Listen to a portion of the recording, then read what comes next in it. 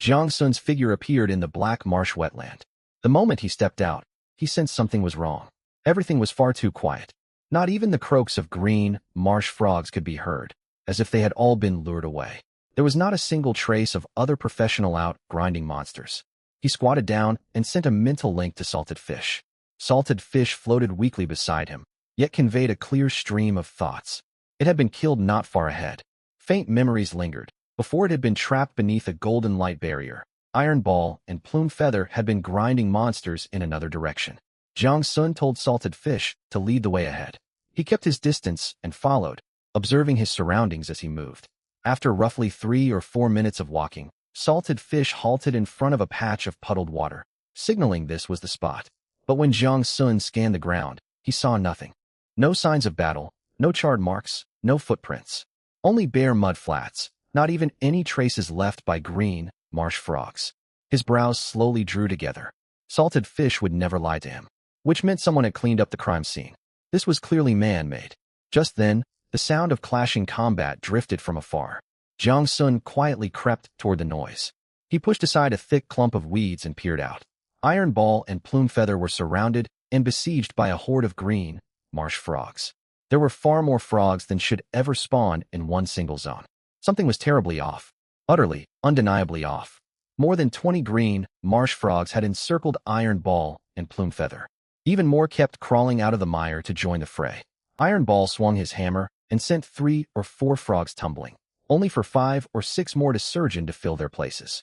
Plume Feather loosed a scatter of feather, blades to cut down a swathe of foes. Yet the frog horde kept charging forward as if fearless of death. A heavy weight settled in Jiang Sun's chest. Salted Fish's death had been bait. It had all been meant to draw him out. Iron Ball and Plume Feather had been pinned down by monsters. Every link of the trap clicked perfectly into place. He was about to recall Iron Ball and Plume Feather to his side. Dark red runes suddenly flared to life across the muddy ground beneath his feet. What was this? A formation? Light surged outward from the earth all the way up into the sky, forming a complete dome that sealed Jiang Sun inside. There would be no easy way for him to break free. The barrier also cut Plume Feather and Iron Ball off from him on the outside. Jiang Sun's heart skipped a beat, yet he did not give way to panic. Iron Ball and Plume Feather could still be summoned back.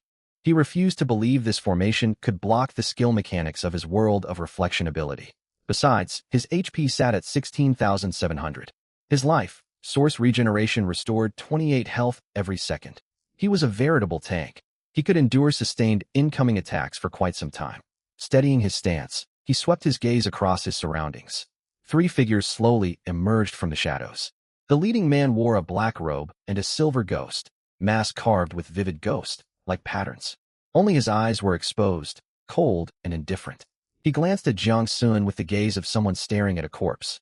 The other 2 men fanned out to flank him from left and right.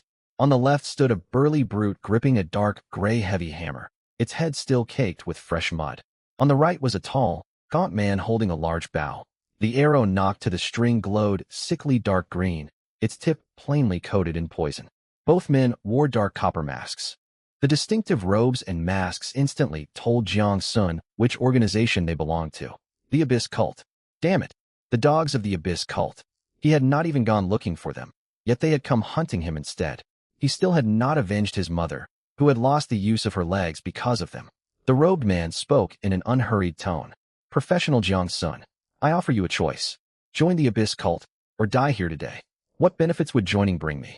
Why should I side with you? Embrace the Abyss, and humanity may survive. Refuse, and death awaits. We are saving humanity. To join our ranks ought to fill you with honor. Oh, so they wrapped themselves in lofty, self-righteous rhetoric. No wonder these brutes had been so thoroughly brainwashed. The founder of the Abyss Cult was no ordinary individual. He clearly understood how to twist grand ideals to his cause. Jiang Sun had no patience left for pointless banter. Every member of the Abyss Cult deserved to be struck down. Join my foot. There's not a single real benefit.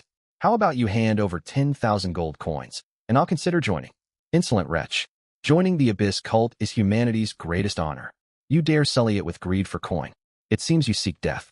He signaled sharply to his 2 subordinates. Attack. While trading insults, Jiang Sun had been assessing his foes to formulate his next move. Unfortunately, he could read nothing. When professional concealed their status, The system displayed no information. He would have to judge their strength through combat. He had only just broken through to first order. Surely they could not be second order or third order existences sent to kill him. Second order began at level 100. Third order started above level 200. The gap in levels and attributes formed an insurmountable chasm. The robed man remained unrushed. He flipped his palm, and a dark red spell flickered in his grasp. Struggle all you like. This formation locks this area. You cannot escape. As his voice faded, he pushed his palm forward. The spell shot forth as a crimson bolt straight for Jiang Sun's face. Jiang Sun dodged sideways. The red blast grazed his shoulder and slammed into the mud behind him, blasting a crater the size of a wash basin. He drew in a sharp breath. That skill packed devastating power. Even with 16,000 HP, he would not survive many direct hits. Thankfully, his agility was high, granting him great movement speed and reaction time. He had evaded the first strike. The instant he dodged, he activated his summoning spell and recalled Iron Ball and Plume Feather to his side. True enough, the barrier could not block his world of reflection skills. The two summons materialized beside him, one to each side. Salted Fish cowered behind them, still weakened from its prior defeat. Seeing Jiang Sun evade his spell, the robed man's brows twitched slightly. Impressive reflexes. Then he caught sight of the newly arrived summons. He stared in surprise. A summoner? You are a first order summoner, yet you wield 3 summoned beasts. Summoners of this rank ought only command 2. No wonder the organization ordered us to eliminate you. This robed man talked far too much. Fight, or kill, spare us the speeches. Before he could finish speaking, Iron Ball streaked through the air and charged straight for his face. To the simple-minded construct, there was only one objective: smash.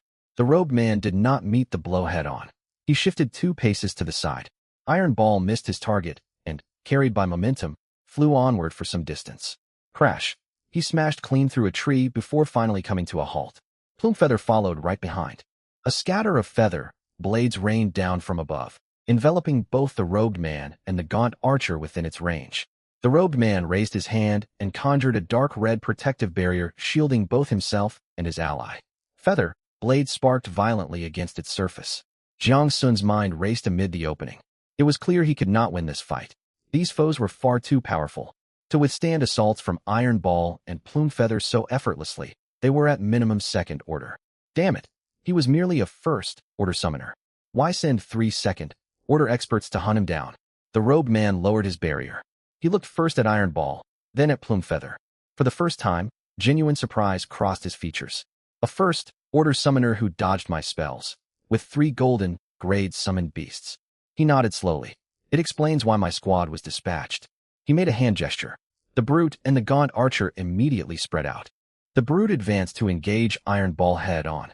The gaunt man circled around to the flank, seeking openings for poisoned arrow shots.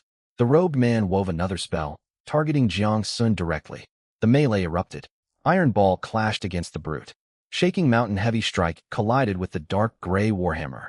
The impact boomed with a deep, thunderous crash. Iron Ball was driven backward 4 or 5 meters, gouging a deep furrow across the ground. The brute merely staggered slightly, holding his ground. The disparity in strength was laid bare. This was the first time Iron Ball had been outmatched. Shaken yet undaunted, he lifted himself and charged forward once more. In his simple logic, nothing could not be shattered.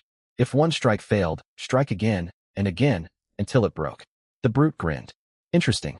A first order summon that can endure one of my blows. Iron Ball steadied himself and rushed in anew. Plume Feather soared high overhead, launching feather blade sneak attacks against the gaunt archer. Her mobility gave her an advantage, yet her raw damage output fell far short. Her feather blades only carved shallow gashes into his flesh, inflicting no meaningful harm. The archer abandoned evasion and traded blows with her.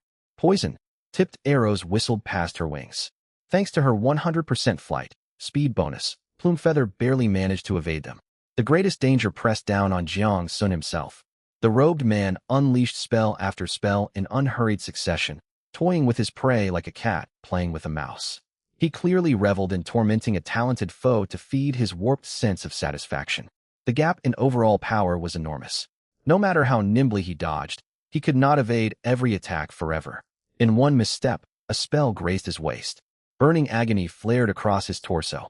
His movement speed was immediately impaired. Jiang Sun knew he could not keep acting as a living target. Unfortunately, his own offensive capabilities were pitiful. He bitterly regretted neglecting to upgrade his basic attack skill, Mana Bolt. Had he raised it to bronze or golden rank, it might have posed a genuine threat to the robed man. Jiang Sun threw himself into evasion. Yet another spell came screaming straight toward his face.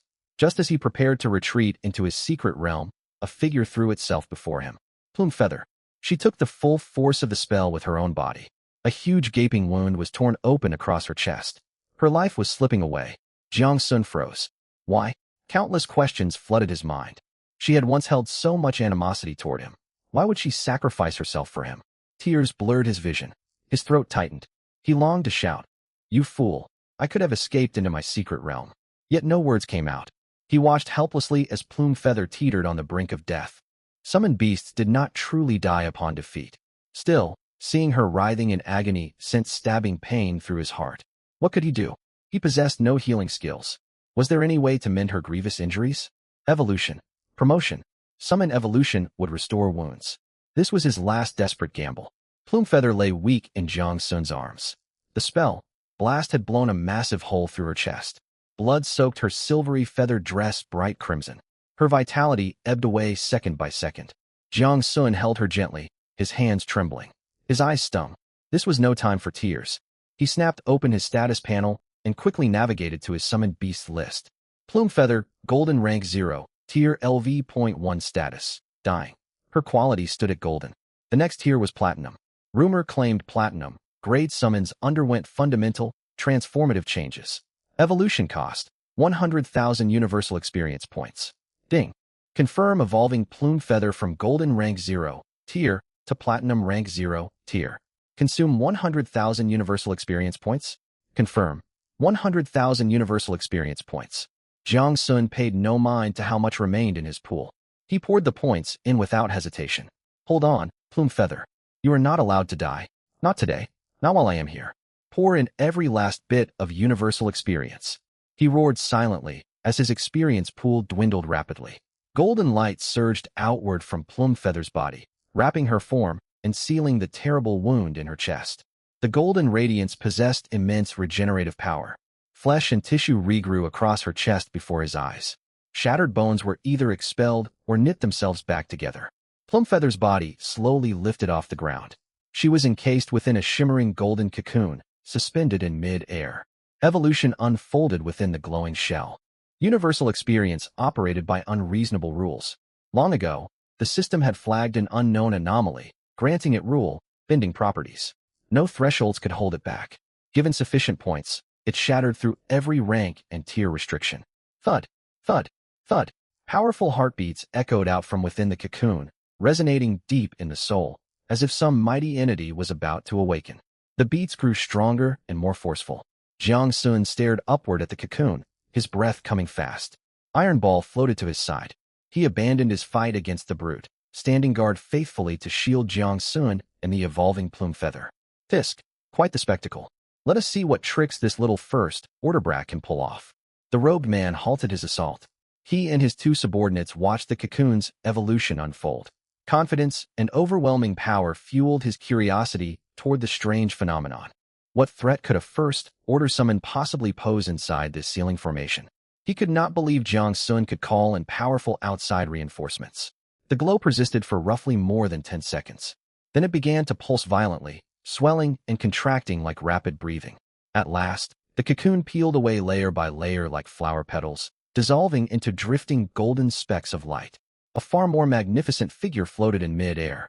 Her eyes were closed. Flowing golden runes coiled across her body. Intricate gold patterns spread across her silvery feather, dress, tracing wing, like veins from her chest all the way down to her hem. The ends of her silver hair were now tinted soft gold, as though gilded by sunset. Her eyelashes fluttered, fighting to wake. Driven by concern for her master and awareness of the mortal danger surrounding them, she forced herself to rouse quickly. Her eyes opened. Once, her gaze had been cold as frozen winter lake water, regarding Jiang Sun with detachment and faint disdain.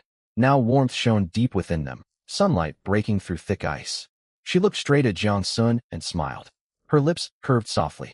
Her eyes brimmed with gentle care, the natural warmth of a kind elder sister. It also held the deep devotion of a being who had grown utterly reliant on him. Could summon evolution truly deepen the bond between summoner and summon? Jiang Sun had never heard of such a thing.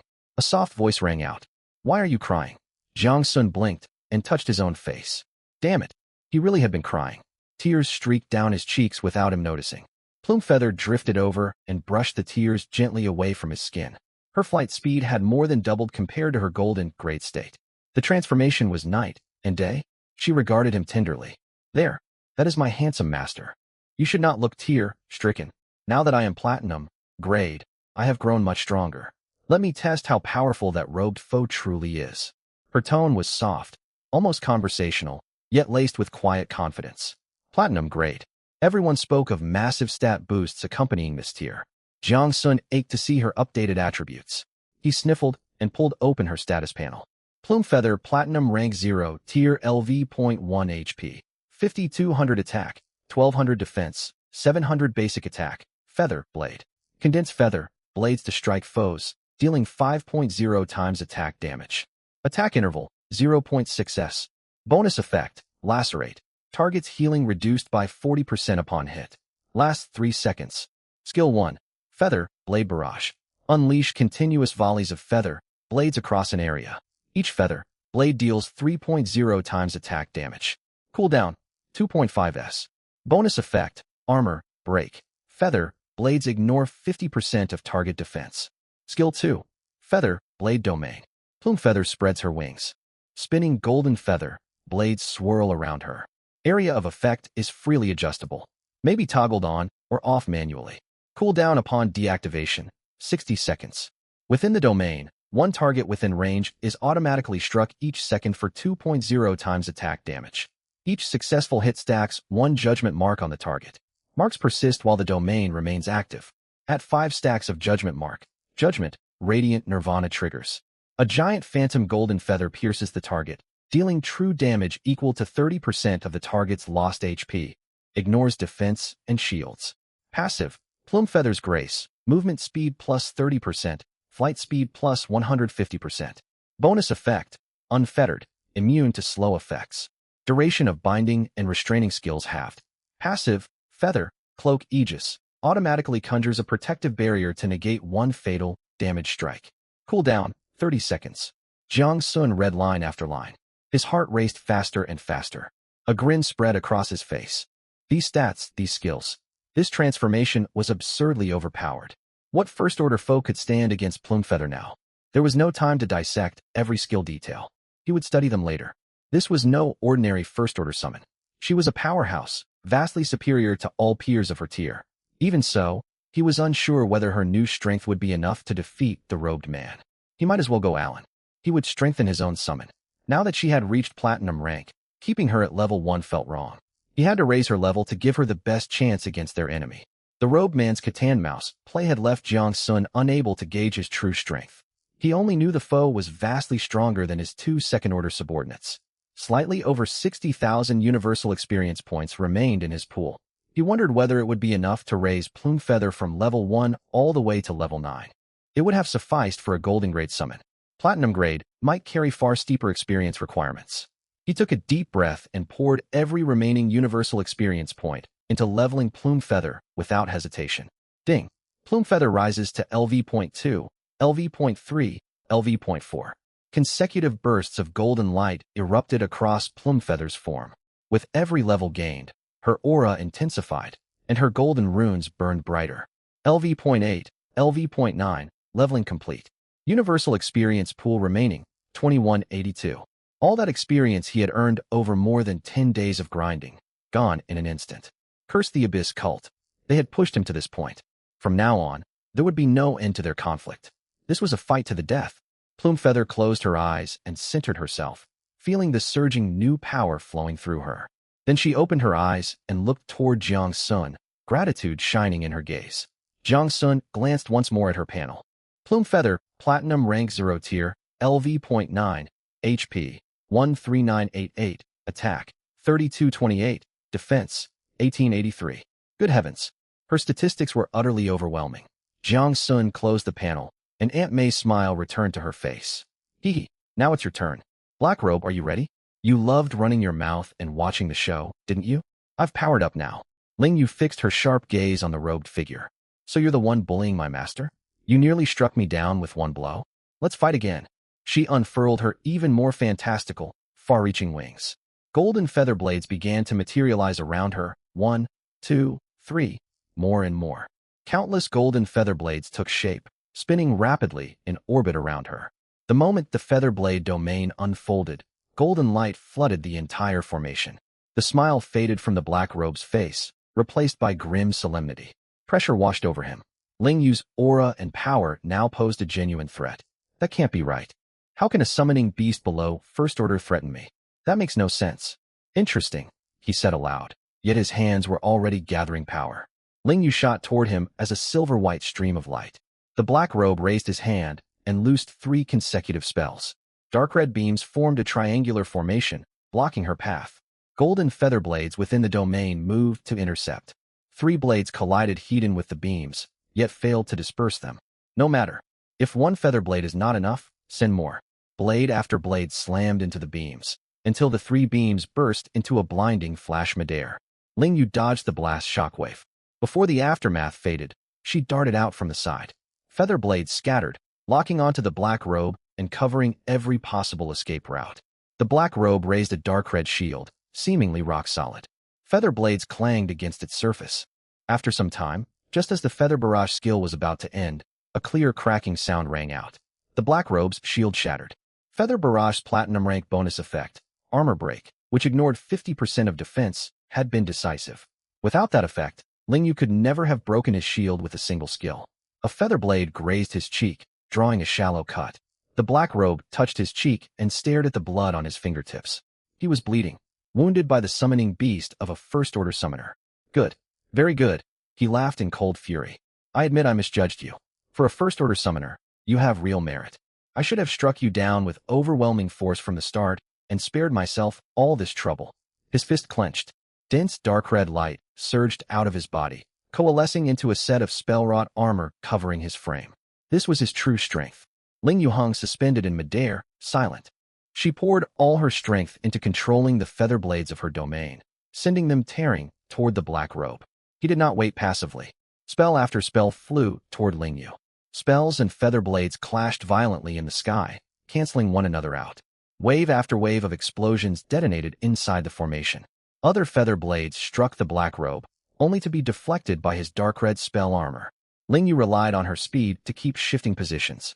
His spells could not catch her, yet her feather blades could not land fatal blows through his armor. Neither side could gain the upper hand. They were evenly matched. A war of attrition had begun. Powerful as platinum rank Ling Yu was, her low level worked against her. In the game Wanlan, First Order was unlocked at level 10, merely the very beginning. Second Order required level 99 to break through, and Third Order level 199. If Jiang Sun's guess was correct, the black robe was almost certainly Third Order. The nearly 200 level gap meant Ling Yu could not truly defeat him. The fight between the burly man and Iron Ball resumed. Again and again Iron Ball was knocked back, yet the stout creature felt no fear. Growing more excited by the second, he traded blow for blow with the brute. Meanwhile, the tall, thin archer had vanished. Jiang Sun spotted the danger instantly.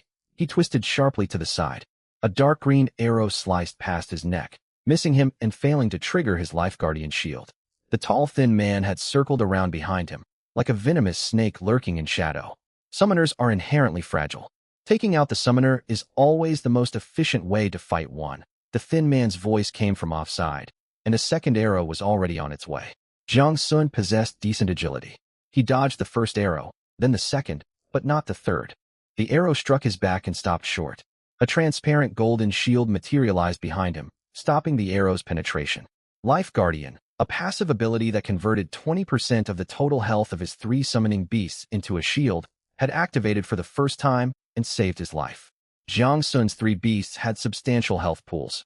Iron Ball 13,565, Saltfish 5207, Ling Yu 32,172, totaling 50,944.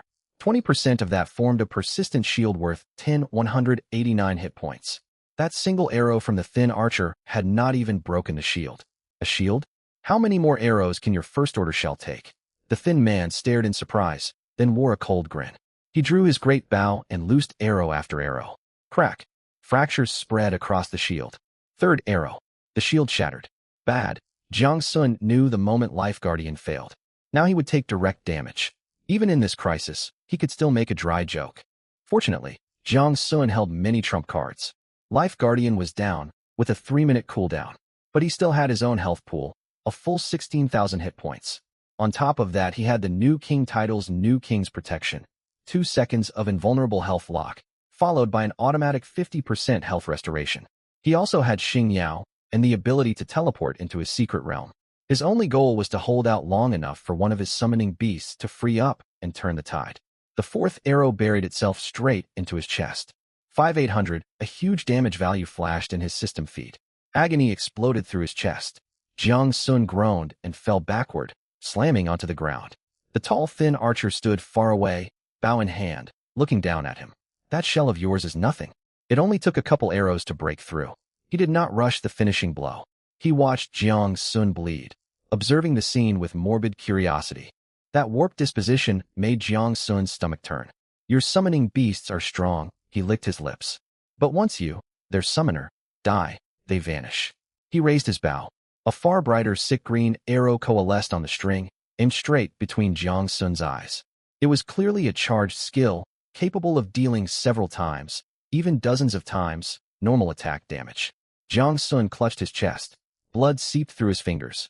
His life source healed him at 28 health per second, but poison on the arrow negated most of the regeneration. Damn it, my health is still not enough. A second-order foe is pushing me to the brink. I should not have slacked off. I ought to have bought proper gear, spent universal experience points raising my stats, acquired defensive and survival-focused skills. Regrets were useless. Jiang Sun was chronically short on universal experience points. For most professional awakeners, reaching level 6 or 7 in 10-odd days was considered rapid progress. For Jiang Sun to hold off 2 second-order opponents and 1 third-order foe for so long as a newly advanced first-order was already extraordinary. Just as the thin archer released the empowered sick green arrow, Xing Yao existed in some unseen form high above, watching the spectacle below with amusement. Her gaze pierced the ceiling barrier and Ling Yu's featherblade domain, settling on the gravely wounded Jiang Sun. TSK, he really can take a beating. Freshly advanced first order, holding off 2 second order and 1 third order for this long. No wonder he broke the historical record for the first order trial. Very well, I shall intervene. This is a genuine life or death moment.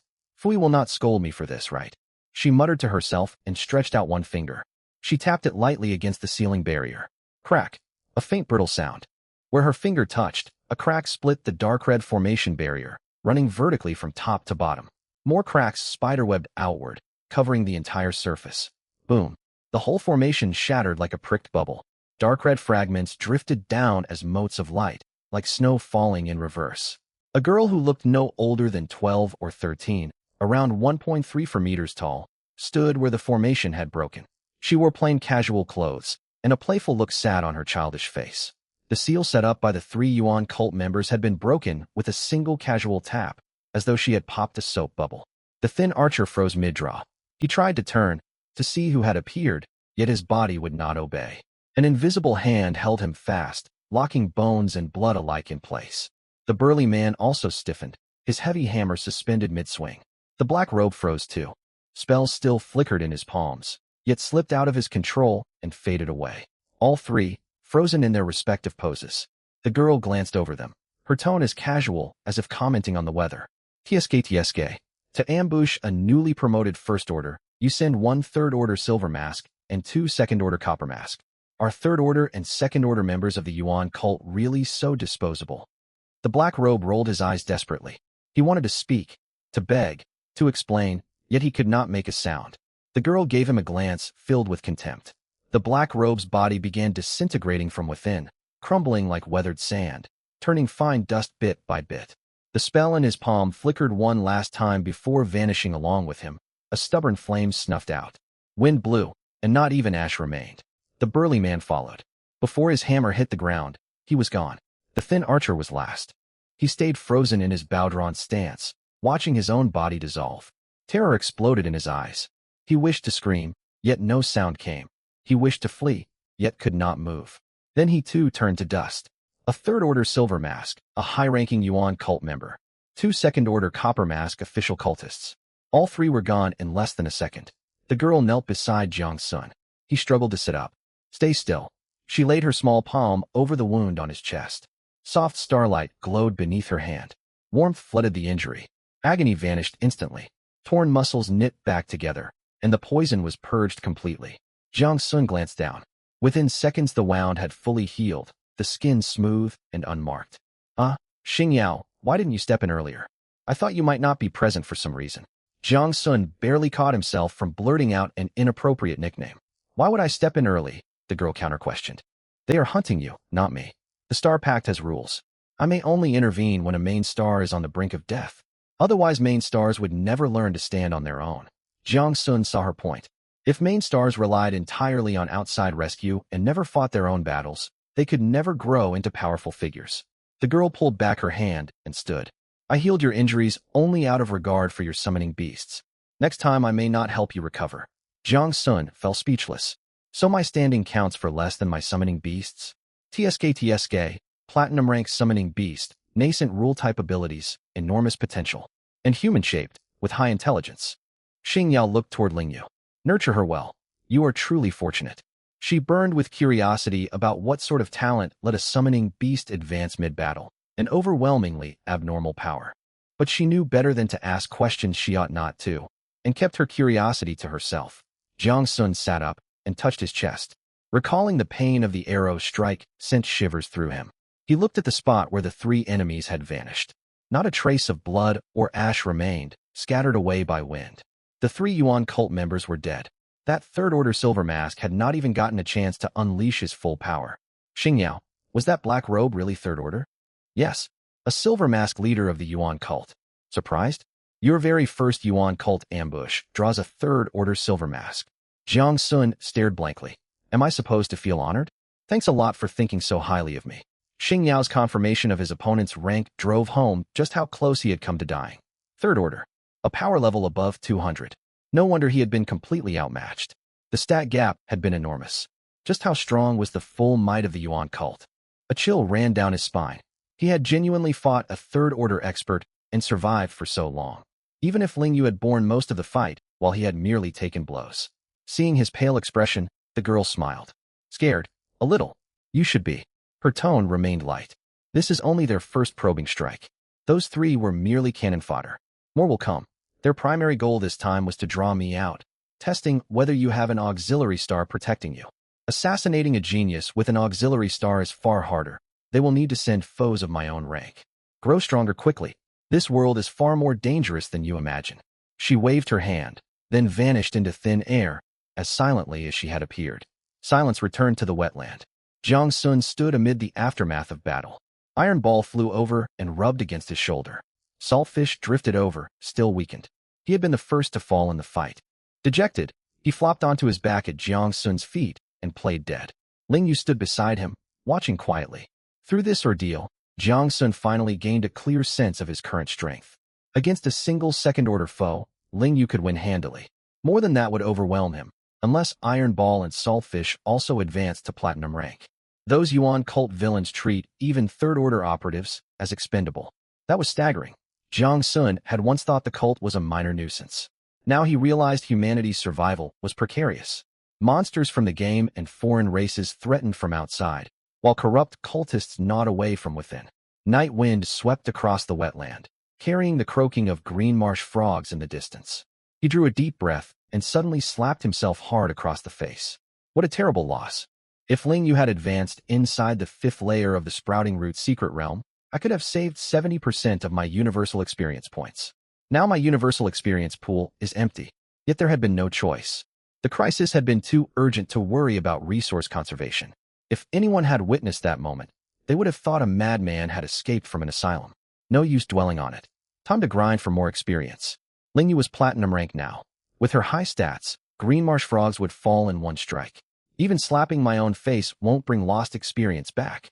Green marsh frogs ranged from level 12 to 15.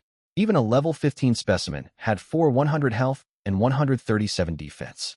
Lingyu's attack power stood at 3,228 before accounting for techniques and skill multipliers. Factor in her outrageous 5.0x normal attack multiplier and 3.0x Feather Barrage multiplier, and she could kill them effortlessly. As Jiang Sun watched his 3 companions slay monsters, a system notification popped up. It was Zhao Taizhan from the Summoners Guild.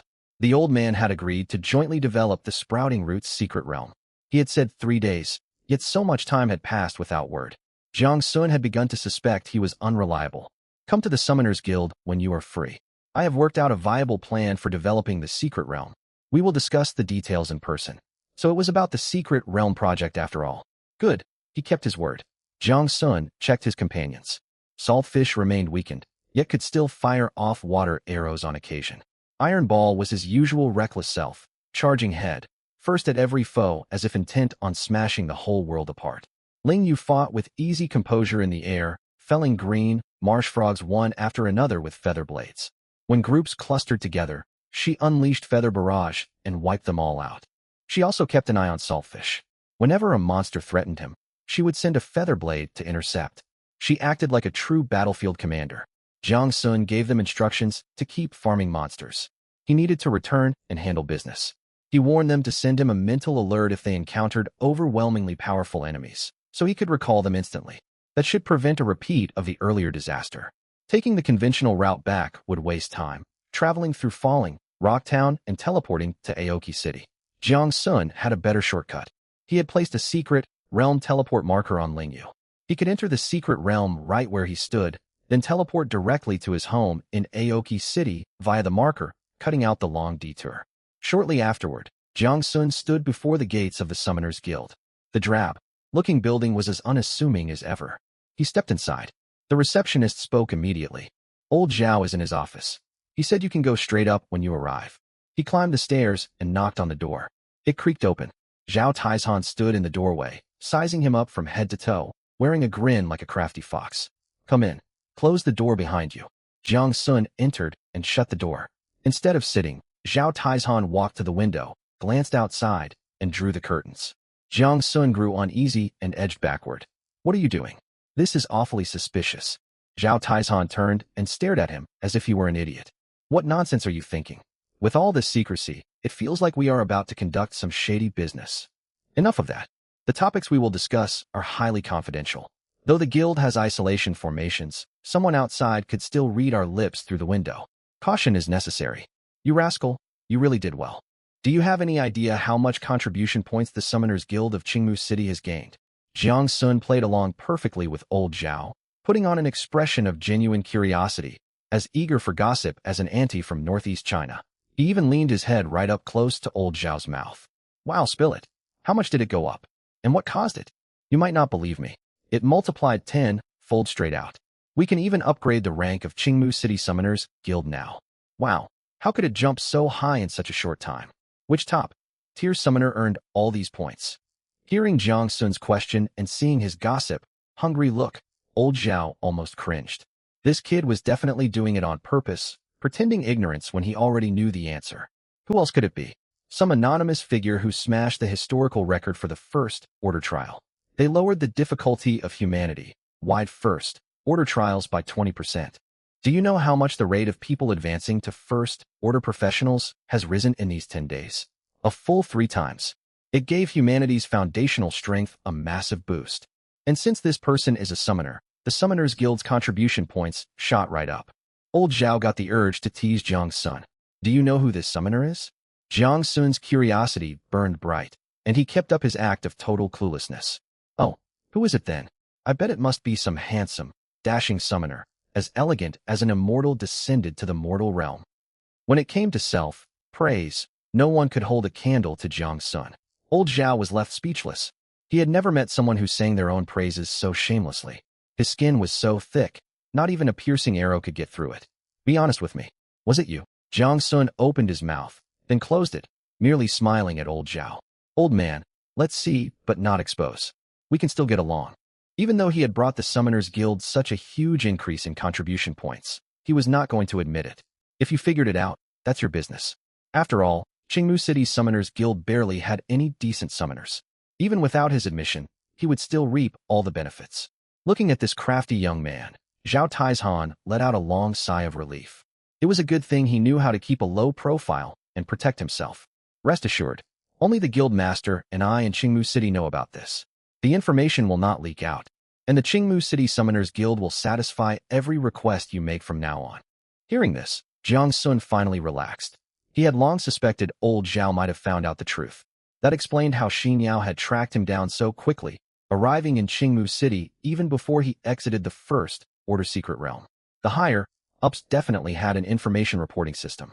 They tracked where talents appeared, cross-referenced clues, and zeroed in on Qingmu City. After all, other floating main cities also had initial Bud-type secret realms, yet those centuries-old new recruit realms never saw unusual events. Only Qingmu City kept triggering hidden occurrences and advancing. Something had obviously been going on. Zhao Taizhan abruptly changed the subject. Do you know why the plan to develop your secret realm has been delayed for so long? The topic shift was jarring. Jiang Sun leaned in again, curious as ever. Why? Is it because you aren't up to the task, old Zhao? Get lost. I'm perfectly capable. Nearly distracted by this brat, old Zhao stared at Jiang Sun with a pained expression. We had to safeguard your identity. Standard development methods would bring crowds coming and going every day. Your secret would get out sooner or later. After the guild master and I submitted our report, higher-ups told us to wait. We only received their decision today. You've gotten incredibly lucky. Do you have any idea what development method they've prepared for you? Countless high-tier professionals would give anything for this opportunity. Jiang Sun grew genuinely interested. What kind of development method could keep his ownership of the initial root secret realm hidden? Would they simply leave it undeveloped? Wait, that made no sense at all. His curiosity was thoroughly piqued. But old Zhao started dragging out the suspense. He simply watched Jiang Sun grow restless, fidgeting in frustration. Satisfied the moment was right, old Zhao began his explanation.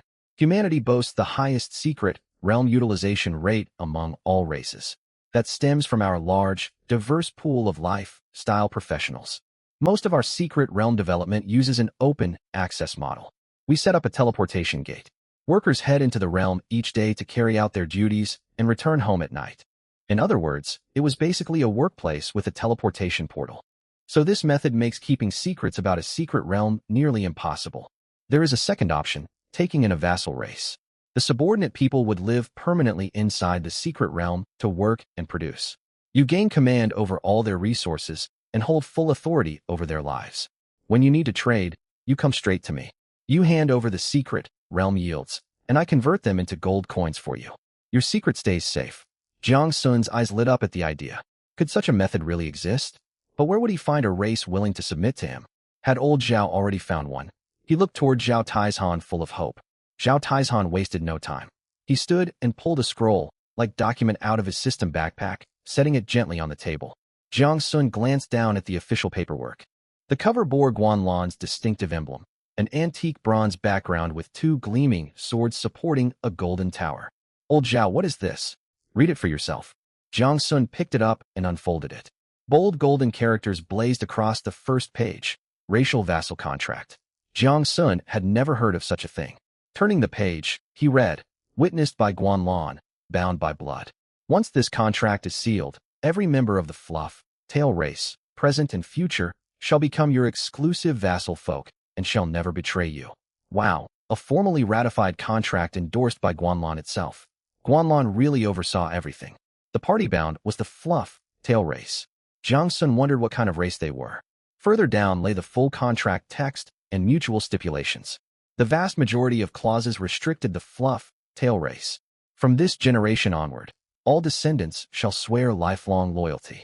The fate of the entire race shall be inextricably tied to Jiang Sun. 2. They shall unconditionally obey Jiang Sun's orders, fight battles, guard the secret realm, perform labor, and carry out all assigned tasks. All resources and gains acquired by the race shall be handed over to Jiang Sun for unified distribution. No private stockpiling is permitted. For any act of treason, harm toward their liege, or disloyal intent shall be detected by Guanlan. The master holds full authority to deal with such rebels by any means. Dozens of clauses followed. It amounted to a full surrender of the race, binding both body and soul. Only a handful of requirements applied to Jiang Sun. Provide suitable living territory and guarantee basic survival necessities for the Fluff-Tail race. It was essentially a race-level indenture. Jiang Sun wondered who had conceived such an agreement. What desperation could have driven the Fluff-Tail tail race to accept it. If it had been him, he would rather die than sign such terms. Still, Jiang Sun did not look down on them. Everyone bore different hardships. He was no naive moralist. When survival of an entire race hung in the balance, choices like this became understandable. From old Zhao's explanation, Jiang Sun learned more. Within the game, like worlds governed by Guanlan, many races could not unlock system panels. Guanlan granted this qualification according to population thresholds, though even humanity's highest officials did not fully understand the exact rules. When Guanlan descended upon Blue Star, humanity automatically received panel privileges. Races that failed to meet the population requirement gained no panels. They could not level up by hunting monsters. They advanced only through cultivation techniques, a slow path limited by natural talent and resource availability. The Fluff Tail race was an offshoot of the rabbit folk. They had never obtained system panels. Their territory lay within the borders of Great Xia, who had previously left them in peace out of mercy. Recently, however, a lord rank monster invaded their lands. Nearly all their warriors perished in battle, leaving only elders, women, and children alive. With nowhere else to turn, they sought shelter from Great Xia's authorities. The price for protection was this very vassal contract. Truly a harsh bargain. Jiang Sun flipped to the final page of the document. A single name sat there, waiting, Jiang Sun. Wow, everything had already been prepared. He only needed to accept and sign. Jiang Sun set down the scroll and looked at Zhao Taizhan. Old Zhao, my name is already written here? Is this really meant for me? It is. The Grand Speaker personally approved this arrangement. Otherwise, powerful warriors in Combat Corps would have claimed this opportunity long ago. A vassal race grants you a steady labor force. If nurtured well, powerful warriors may even emerge from their ranks, ready to serve you. Though those are long-term prospects. Jiang Sun stared at the document, his mind racing. This was an enormous benefit. Both the Grand Speaker and the Summoners Guild were going out of their way to support him. He would be foolish to turn this down. Yet a practical worry nagged him. Resources. Supporting an entire race required supplies, and he did not have much money. If the Fluff Tail race starved before the secret realm generated any output, that would be a complete fiasco. Zhao Taizhan saw his apprehension. You are worried about initial supplies, correct? Do not fret. The Qingmu City Summoners Guild will cover all of it. Once you bring the Fluff Tail race into your secret realm, the supplies will be handed over to you. You handle everything inside the realm as you see fit. Managing affairs within the secret realm should pose no trouble.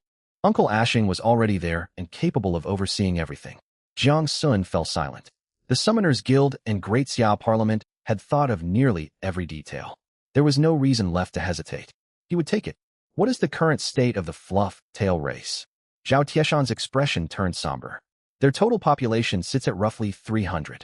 Fewer than 10 among them hold first order power. That lord, rank monster slaughtered their fighters without mercy. Only the vulnerable survive to beg Great Xia for shelter. Elder Fluffpaw serves as their chieftain. She stands at the peak of first order. Zhao Taizhan paused.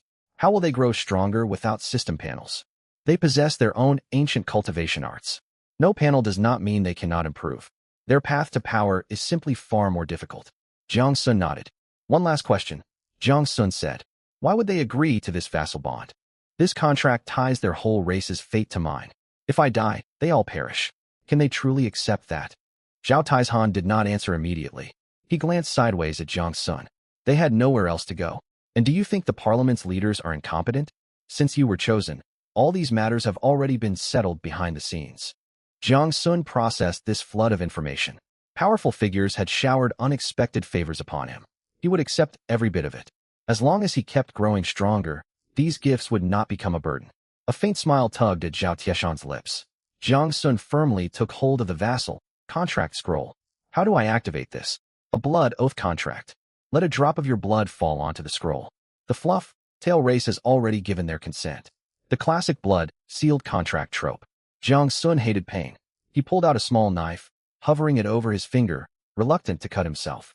Old Zhao lost patience. He snatched the knife and made a quick cut across Jiang Sun's right thumb. Blood dripped onto the scroll. Upon absorbing his blood, the scroll glowed and vanished into Jiang Sun's mind.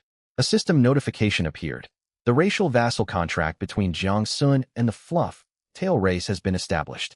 Jiang Sun is the liege lord. Jiang Sun quietly sensed the binding magic of the contract, then asked, where are the Fluff Tail race right now? Tomorrow morning, at an official agricultural secret realm. Everything is arranged. I will accompany you to collect them. Since old Zhao already knew about his secret realm, there was no more need to hide his teleportation ability. After finalizing tomorrow's plans with old Zhao, Jiang Sun teleported directly into his secret realm, then jumped again to appear beside Ling Yu. His teleport leap was bold and dramatic. Watching him, old Zhao could not help but think he looked like an overgrown toad. The Summoners Guild had placed so many high hopes on this eccentric young man. No one could tell whether it would turn out well or disastrously. Zhao Taizhan pondered this with a helpless sigh. The wetland grew quieter as evening fell. Croaking marsh frogs called sparsely. In the distance, work crews headed back toward the small settlement. Iron Sphere showed no sign of fatigue.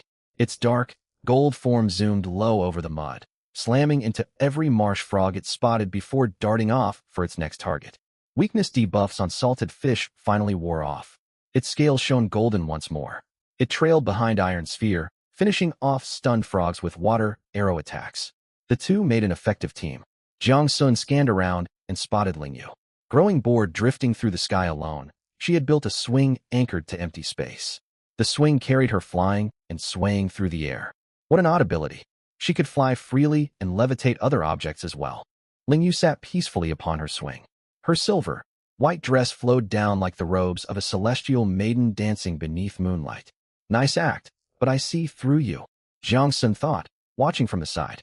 The swing rose and fell under her control, carrying her across the landscape.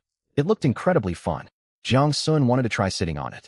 But memories of being taken on a terrifying high-altitude flight with Ling Yu still filled him with fear, so he resisted the urge. Every time her swing drifted over a monster, she lifted a hand. Golden feather, blades shot forth, instantly killing marsh frogs below. Then she continued floating and swinging, searching for new prey.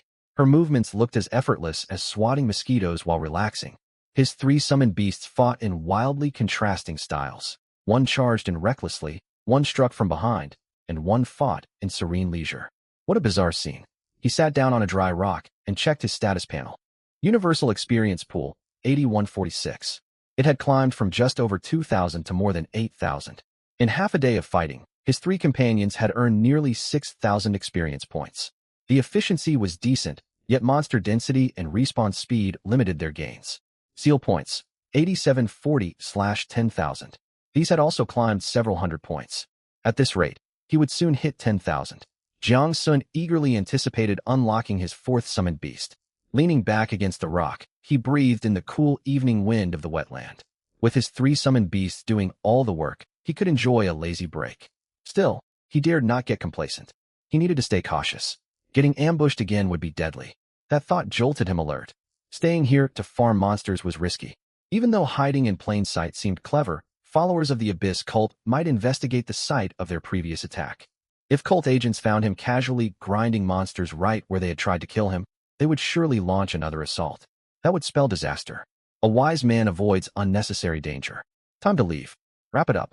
Everyone gets the rest of the day off. His inner taskmaster finally relented. Iron Sphere zoomed back and hovered beside his shoulder. Salted fish floated upward, shaking water from its tail. Ling Yu stayed seated on her swing, drifting along behind him, swaying back and forth. Moonlight cast shadows of Jiang Sun and his three companions across the wetland as they departed. Xinyao. Ugh, he had vanished again. Next time, he absolutely had to make him grant her teleport access to his secret realm. She grew tired of waiting outside for him. She never knew where he would teleport off to next. Dealing with him was infuriating. She had served many masters across countless stars, yet none hopped between locations so unpredictably. Xinyao could only chase after him using her own covert teleportation. This job was exhausting. Early the next morning, Jiang Sun teleported to the Summoners Guild, arriving in Zhao Tieshan's office. Old Zhao had not yet arrived. Bored, he grabbed a fresh cup, brewed tea, and settled comfortably into old Zhao's office chair. Sitting in the leader's seat felt fantastic. Someday, once he grew powerful enough, he would take this chair for himself. Imagine ordering old Zhao around to fetch water. The fantasy amused him greatly. Just then, the young front desk girl pushed the door open and walked in, only to spot Jiang Sun sitting in Vice President Zhao's seat. What was more noticeable was the faint, amused smile on Jiang Sun's face at that moment. The girl was utterly confused, wondering what on earth was going on.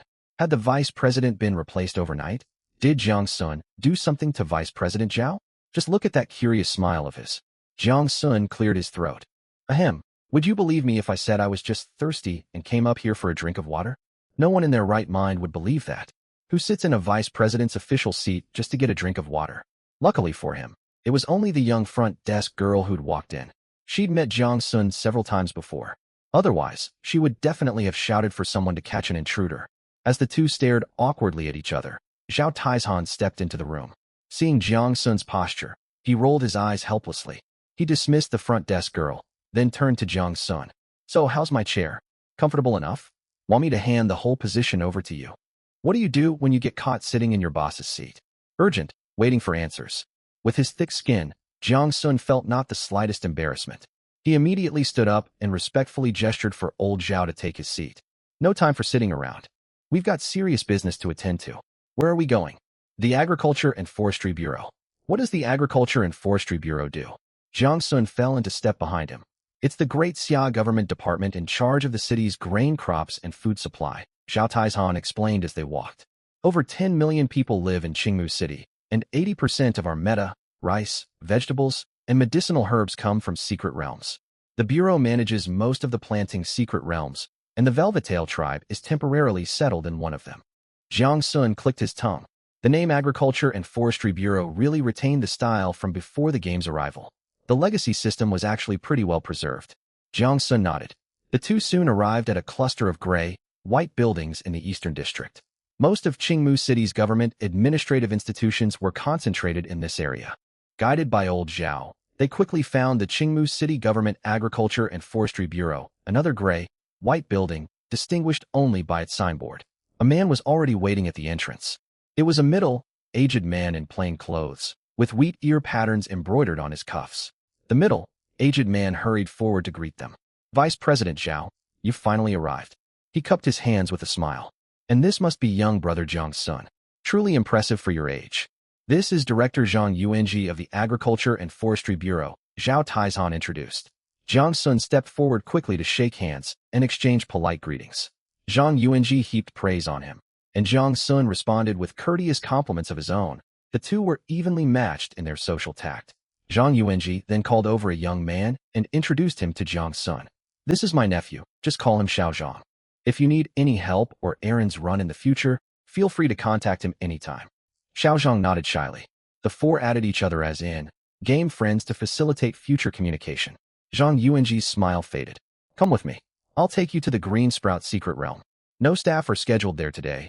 Everyone's been given a half-day leave, so it'll just be the four of us going in. As he led the way forward, he lowered his voice. The matter of the Velvetail tribe is currently highly confidential. Only a handful of people know they're temporarily settled in one of our secret realms. Jiang Sun understood immediately. Such strict confidentiality spoke volumes about how cautious the Great Xia authorities were regarding this matter. The four walked into the Bureau's compound, passed through the corridors, and reached the backyard. The backyard was extremely spacious, dotted with countless teleportation portals, far too many for Jiang Sun to count at a glance. No wonder there are so many. You can't sustain the lives of tens of millions of people with just a handful of portals. Each portal stood on a stone platform, roughly the same size as the one in Jiang Sun's own secret realm. The size of a portal never dictated the actual scale of a secret realm, as the portals could shift size according to the secret realm master's will. The only difference was that every portal here was encased in a metal frame. It was perfectly embedded in the center. The frames were covered in dense, intricate runes that Jiang Sun couldn't decipher at all.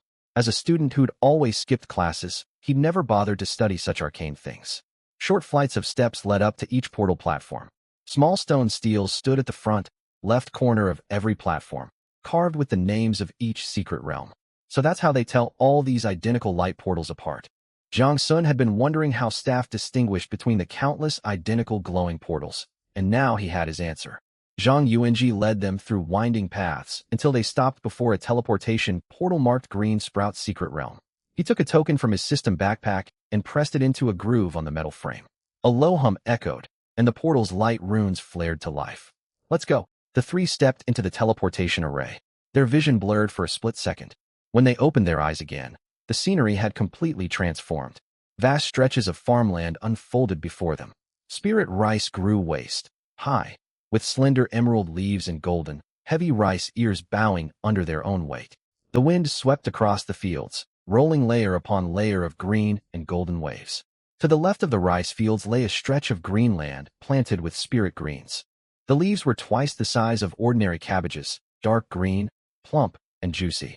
Zhang Yuanji plucked a leaf and handed it to Jiang Sun. Taste this. It's the most common vegetable produced in our secret realms across Qingmu City. Jiang Sun took it and took a bite. It was crisp and tender on the palate, with a rich, natural sweetness unique to spirit greens. I hope there's no pesticide on this. Will I get a stomachache eating it unwashed? The thought crossed Jiang Sun's mind. This is amazing. Can I take 100 or 80 pounds back with me? Jiang Sun asked without a trace of reserve, true to his usual self. You'll have to pay for that, Zhang Yuanji laughed. These are public supplies, no private taking allowed. A single leaf is fine, but if you want bulk stock, I can get it for you at the wholesale price. It sells for 15 copper coins a pound on the market. Never mind then, heh. Jiang Sun laughed awkwardly. They walked further, passing the rice and vegetable fields to reach a stretch of low-lying medicinal herb plots. Blood-healing herbs grew close to the ground, with oval leaves dark green on the surface and crimson on the underside. Zhang Yuanji explained that the herbs had to be picked with the right side facing upward and dried promptly afterward, or half their medicinal efficacy would fade away. At the end of the field ridges, near the realm barrier's glowing wall, stood several rows of fruit trees. The trees were short and stunted, looking somewhat malnourished. Only waist high. Their branches were strung with tiny pale yellow translucent fruits, like beads of amber. Essence-gathering fruits, Zhang Yuanji said. They have a very low yield, just a few pounds per tree a year. They require extremely high ambient spiritual energy, but they can greatly boost the speed at which cultivators absorb spiritual energy during practice. Great stuff. Jiang Sun immediately wondered if he could transplant a few trees to his own secret realm. The Greensprout secret realm was well developed, with neat field ridges and complete basic facilities. Yet its spiritual energy concentration paled in comparison to his first Budroot secret realm. Even the first layer of his own secret realm held far denser spiritual energy. Jiang Sun looked around greedily, wanting to take every rare plant and resource back to his realm. If only they weren't all government property that cost money. If this were an enemy secret realm, I'd take everything. Strip it clean, down to the soil. Where are the Velvetail tribe people? The rabbit folk, I mean. Jiang Sun asked. Deep inside the realm. Zhang Yuanji nodded toward the distant depths. We've set up an isolated zone there. This place is usually crowded with workers, so we settled them in the farthest corner to avoid drawing attention. The group walked along the field ridges for 10 minutes. The path seemed to end ahead, but Zhang Yuanji kept walking straight forward, passing effortlessly through a rippling, invisible barrier. Whoa, that's a neat trick. I want to learn that too. Jiang Sun felt like a country tourist visiting a grand manor, curious and eager about everything he saw. Jiang Sun and old Zhao followed closely after him. They emerged into an open clearing. Dozens of simple tents, built from bamboo poles and thick coarse cloth, dotted the empty space. Scattered among the tents were numerous short, slender figures, either sitting or standing. All stood between 1.4 and 1.5 meters tall. Perched atop their heads were fluffy rabbit ears, tipped with wispy white fur that twitched gently. Fluffy short tails bobbed behind them, in shades of white, light gray, and occasional bright red. Their fluffy features perfectly matched their tribe's name. Their facial features were similar to humans, but their eyes were larger with pale brown pupils, filled with timid wariness. Most of the crowd were elders, women, and children. A group of young teens played quietly on the grass, moving cautiously as if afraid of offending their new surroundings. Women sat at their tent entrances holding infants, their eyes hollow and listless. Every member of the tribe stared at Jiang Sun's group, their gazes a mix of fear, curiosity, and faint hope. The moment Jiang Sun had sealed the blood contract, the entire Velvetail tribe had felt a subtle resonance. Though they had no system panels to receive official notifications, their bloodline instinct had sensed the new bond. An elderly woman stepped forward from the crowd, walking slowly with the aid of a wooden cane. Taller than most tribesfolk, she wore a simple gray robe, her back slightly hunched, yet her steps steady. She stopped before Jiang Sun and bowed deeply. I am Granny Velvetail, current chieftain of the Velvetail tribe. Greetings, master. Her voice was hoarse with age. Jiang Sun quickly reached out to support her arms. Please don't bow, Granny Velvetail. This contract was only a last resort. We can be friends, or you can all just call me boss. Granny Velvetail straightened up under his support, her cloudy old eyes studying him intently. gradually lighting up with relief. This new master did not seem cruel or exploitative in the slightest. Their choice to bind themselves to him had been the right one. Says who? Iron Ball and Salted Fish complained silently. He's a total skinflint. How's he not exploitative? Someone speak up for us. Granny Velvettail had only become chieftain 7 days prior. There had been no other choice. All the tribe's former warriors and the previous chieftain had been devoured by monsters when their territory fell. For days, she had waited anxiously, torn between hope and fear for their new guardian. The Great Xia authorities had offered them an alternative: resettle in a designated living zone on the surface. But with the tribe reduced to only elders, women, and children, they had no way to defend themselves. Settling in a secret realm was their only chance to survive and rebuild their numbers slowly. They could have lived in the floating mega city, but even humans had to pay residence fees there. As a foreign tribe, their fees would be even higher, fees they could never afford. Jiang Sun guided her to sit on a nearby stone, then crouched down in front of her. Granny Velvettail, what exactly happened to your tribe? Granny Velvettail fell silent for a long moment, clearly reluctant to revisit the horrific memories. It was 7 days ago, she began slowly. A Lord-tier monster invaded our territory. A 4th-tier mountain bear lord. It wasn't targeting us specifically, but our territory lay directly in its path. Once it entered our lands, it began hunting our people without mercy. Most of our tribesfolk perished. Our warriors fought desperately to hold it back. The Velvettail tribe's strongest fighters were only 2nd tier. We had fewer than 5 in total. All others were 1st tier or untrained youths. They fought fearlessly, throwing themselves one after another at the bear, hoping to lure it away from our homes. But the bear paid us no mind at all. With a single swipe of its paw, it slaughtered dozens of our people. Our strongest peak 2nd tier warrior was snatched up and devoured in an instant. By the time it left our territory, 800 of our people were dead. Only the ones you see here remain. Jiang Sun crouched there, unable to find any words to comfort the elderly woman. From her description, it had never been a battle, only a one-sided massacre. The Bear Lord had simply wandered past and feasted on defenseless lives for no reason at all. Its casual meal had been the lives of the entire Velvettail tribe. Jiang Sun could easily picture the despair of that day, watching their warriors throw their lives away futilely, watching their children and elders be hunted like prey, listening to the endless screams and wails of the bereaved. And there was nothing they could do to stop it. Weakness is sin, and monsters knew no mercy, only cold, mindless slaughter.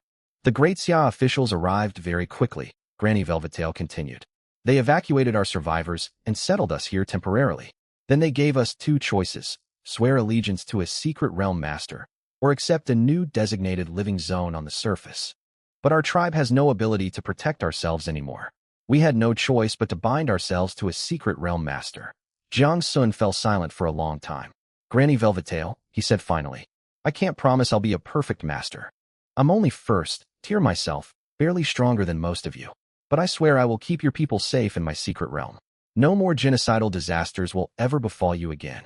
Granny Velvettail looked at him and nodded slowly, accepting his promise and letting go of the constant fear that had weighed on her heart. All right, let's go.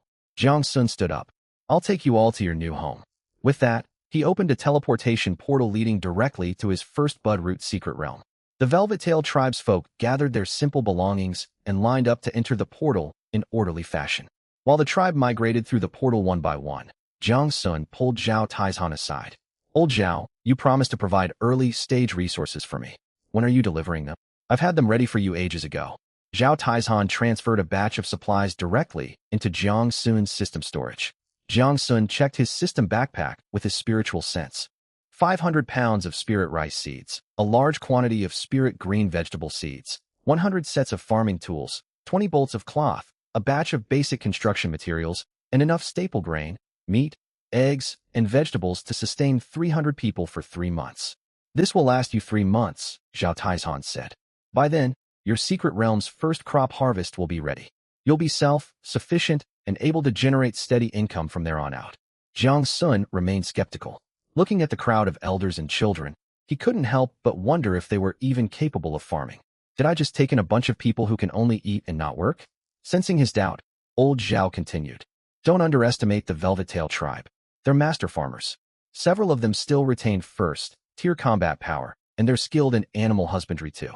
Every member of their tribe has worked the field since childhood. they know nothing of idle hands.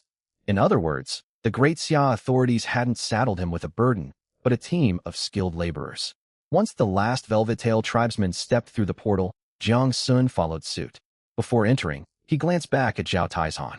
"Coming with me, old Zhao." Zhao Taizhan waved his hand. "I'll pass. The fewer people who know the details of your secret realm, the better. Handle things on your own. I'm heading back to the Summoners Guild." Jiang Sun didn't press him and stepped into the portal. The portal shrank steadily behind him before vanishing completely with a soft pop. Jiang Sun hadn't had time to fully explore every corner of the first layer of his first Budroot secret realm. But Uncle Ashing had surveyed it previously, a full 10 square kilometers, equivalent to over 1,000 football fields. Soft green grass swayed gently across the vast open plains. The newly arrived Velvet-Tail tribesfolk stared in awe at their new surroundings. The endless green plains filled their hearts with joy. As a rabbit-type tribe, they were innately drawn to grasslands. The younger children could no longer contain their excitement, rolling and frolicking freely on the lush grass. Granny Velvet-Tail stood on the grass, breathing in the fresh wind scented with green grass. Beneath her feet lay rich, dark fertile soil, soft and moist to the touch. A clear stream cut across the plains in the distance, its gurgling waters glinting brightly under the sunlight.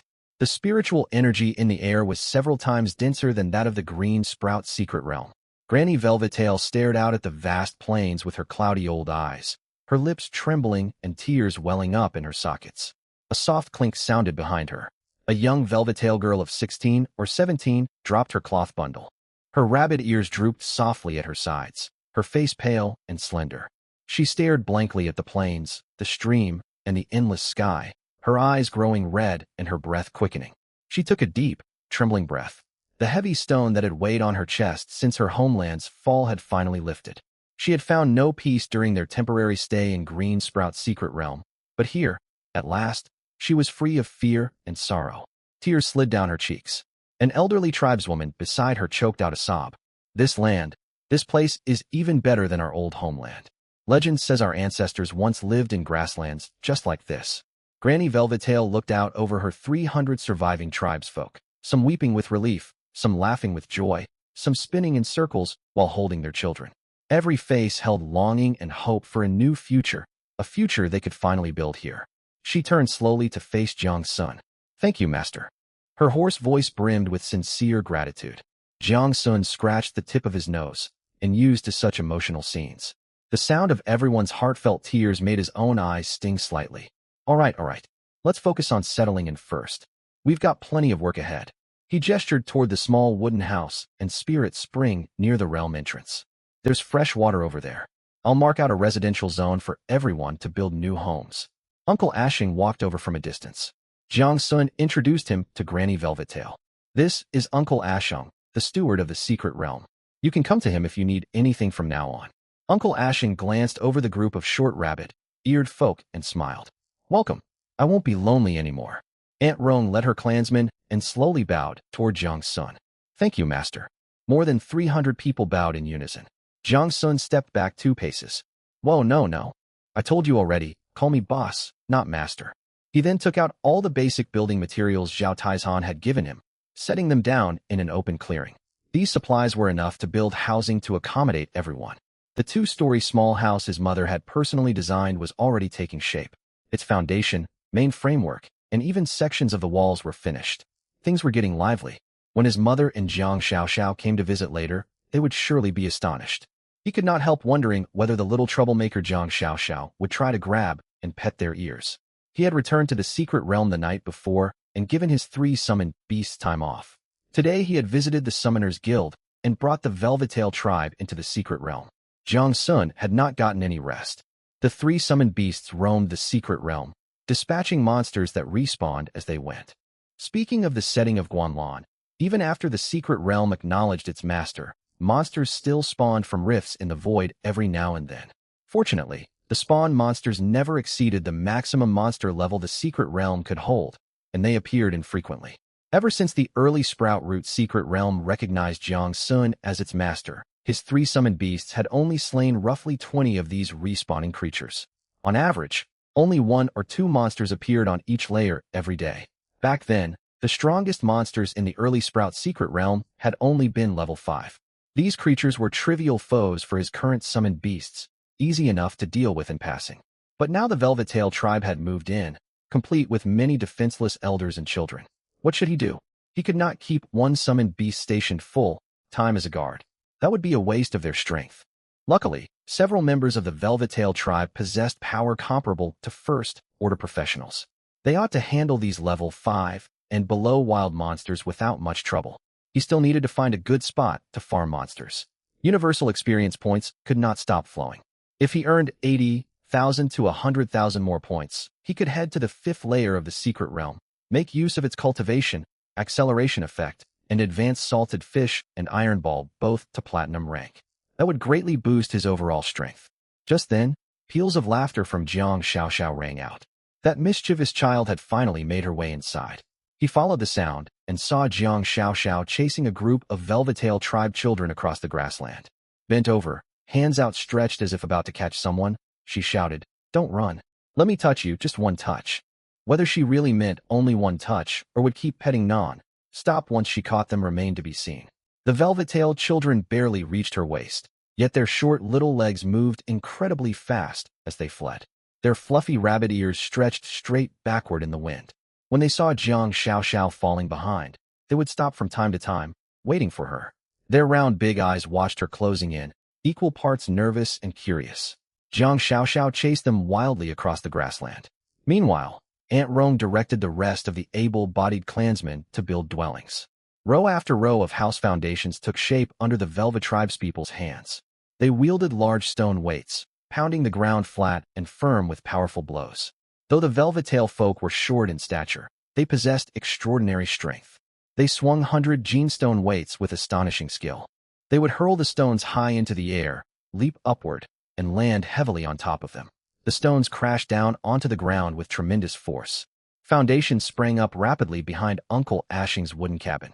As Aunt Rome gave directions, she watched the running children, a smile spreading across her face. This smile was nothing like the one she had worn back in the green-grained secret realm, where exhaustion and worry had clouded her features. Now her expression was relaxed, bright with hope.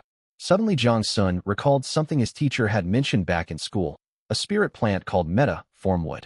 This spirit plant had 2 key traits. First, it grew rapidly when nourished by abundant elemental energy. Second, people could guide its growth direction through force of will as it developed. His secret realm held no shortage of elemental energy, thanks to the elemental energy well that had appeared on the 1st layer and barely been used. If he could make trees grow naturally into tree houses, he would save all the trouble of manual construction. He opened the system shop to look for it. Meta Formwood Seed, 1st order spirit plant, thrives on elemental energy, grows quickly, and its growth shape may be adjusted according to demand. Selling price, 15 silver coins per seed. Daily purchase limit, 1 seed per 1st order professional. That was quite expensive. 15 silver coins for a single seed, and on top of that there was a purchase cap. Was Guanlon worried he had too much money? Jiang Sun had known about these limits for a long time. The system shop functioned as a price stabilizer. Guanlon enforced strict controls. Anyone hoping to speculate for huge profits would run straight into high set barriers. Jiang Sun checked his gold coins. All the monster hunting earnings he had accumulated lately added up to merely 1 gold coin and 39 silver coins. For a tribe of 300 people, he would need roughly 100 seeds. He simply did not have enough funds. He decided to ask Old Zhao. Pulling up his friend list, he tapped Old Zhao's avatar. Old Zhao, still drinking tea? I need a favor. What is it? Old Zhao replied almost instantly. I want to buy some Meta Formwood seeds. Does the guild warehouse have stock? We have a small supply. Those seeds are in high demand. Black market sellers are already charging more than 20 silver coins apiece. Are you sure you want them? Just as he suspected of the black market, outrageous markup. The system shop sold them for 15 silver coins, yet the black market vendors jacked the price up to over 20. Old Zhao, give me 100 of them. Set the price yourself. I will settle the payment once I get some income. No problem. I will give you a favorable rate. 16 silver coins per seed. 100 seeds total 16 gold coins. I will put it on your tab. Old Zhao wasted no words. When he said he would fully support Jiang Sun, he meant it wholeheartedly. Jiang Sun teleported in one big leap straight to Old Zhao's office, collected the seeds, and jumped right back to the secret realm. He called a halt to the Velva tribespeople's acrobatic foundation, pounding work, handed the seeds over to Uncle Ashing and Aunt Rome, and told them to plant and shape them as needed. He then toured the secret realm, checking progress on the Velvetail tribe's spirit, farmland reclamation, and confirming the location of their supply warehouse. He instructed Aunt Rome to select several tribespeople of first order strength to form a patrol guard team, who would circle the area 3 times each day. Any monsters that spawned could be eliminated right away. This would prevent monsters from accumulating and turning dangerous. Aunt Rome obeyed every word Jiang Sun said. Jiang Sun decided not to micromanage everything else. Let them handle the rest on their own. He needed to find a safe place to farm monsters. It had been several days since he had wandered around Azurewood City. He would head out for some fresh air and check how reconstruction was going in the western district that had come under attack. Sunlight shone pleasantly over Azurewood City. Dappled light filtered down through the giant canopy of the Azurewood trees, slanting across streets and buildings. The whole thoroughfare glowed as if bathed in neon light. Jiang Sun hummed his favorite little tune. I ride my beloved scooter, it never gets stuck in traffic. As he walked, he browsed the forums, searching for a safe town suitable for his purposes. He could no longer go to the wetlands. The Abyss cult had laid an ambush there once, and there was no telling whether they would strike again. As he passed the market, he sensed the aura of a fate mark. Closing his eyes to focus, he confirmed it. This was the fate mark he had placed some time ago on a woman he had crossed paths with. It was the woman who had run straight into him during the Western District attack. He had long harbored deep suspicions about her. Now that his mark had led him here, he absolutely had to find out what was going on. He kept walking without breaking stride, pretending to notice nothing at all. He stopped in front of a steamed bun stall and bought a tray of wild boar pork buns. Thin, skinned, and generously filled, they tasted wonderful as he ate them. Turning around, he ate while scanning the street behind him. Pedestrians crowded the road. Market housewives haggled loudly over prices. Guided by the fate mark, he kept moving forward slowly, maintaining a casual air. Munching his buns, he turned into an old east-west-oriented street. The road was narrow. On both sides stood general stores, grain and oil shops, and a barely surviving blacksmith's workshop. He had never visited this street before. Judging by its architecture, it belonged to Azurewood City's old residential quarter, mainly inhabited by humans. There were no potion shops or gear stores here. He scanned his surroundings as he walked. The street entrance faced the back gate of the market, where porters and vendors hauled goods in and out. Foot traffic was heavy. Porters carried sacks stacked higher than their own heads. Their strength showed the natural advantages of being professionals. If they had steel coils, they could probably lift and hurl them too. Truly carrying steel coils on their shoulders, shifting heavy loads with ease. 2 lanes over and diagonally down the street stood Azurewood City's teleportation square.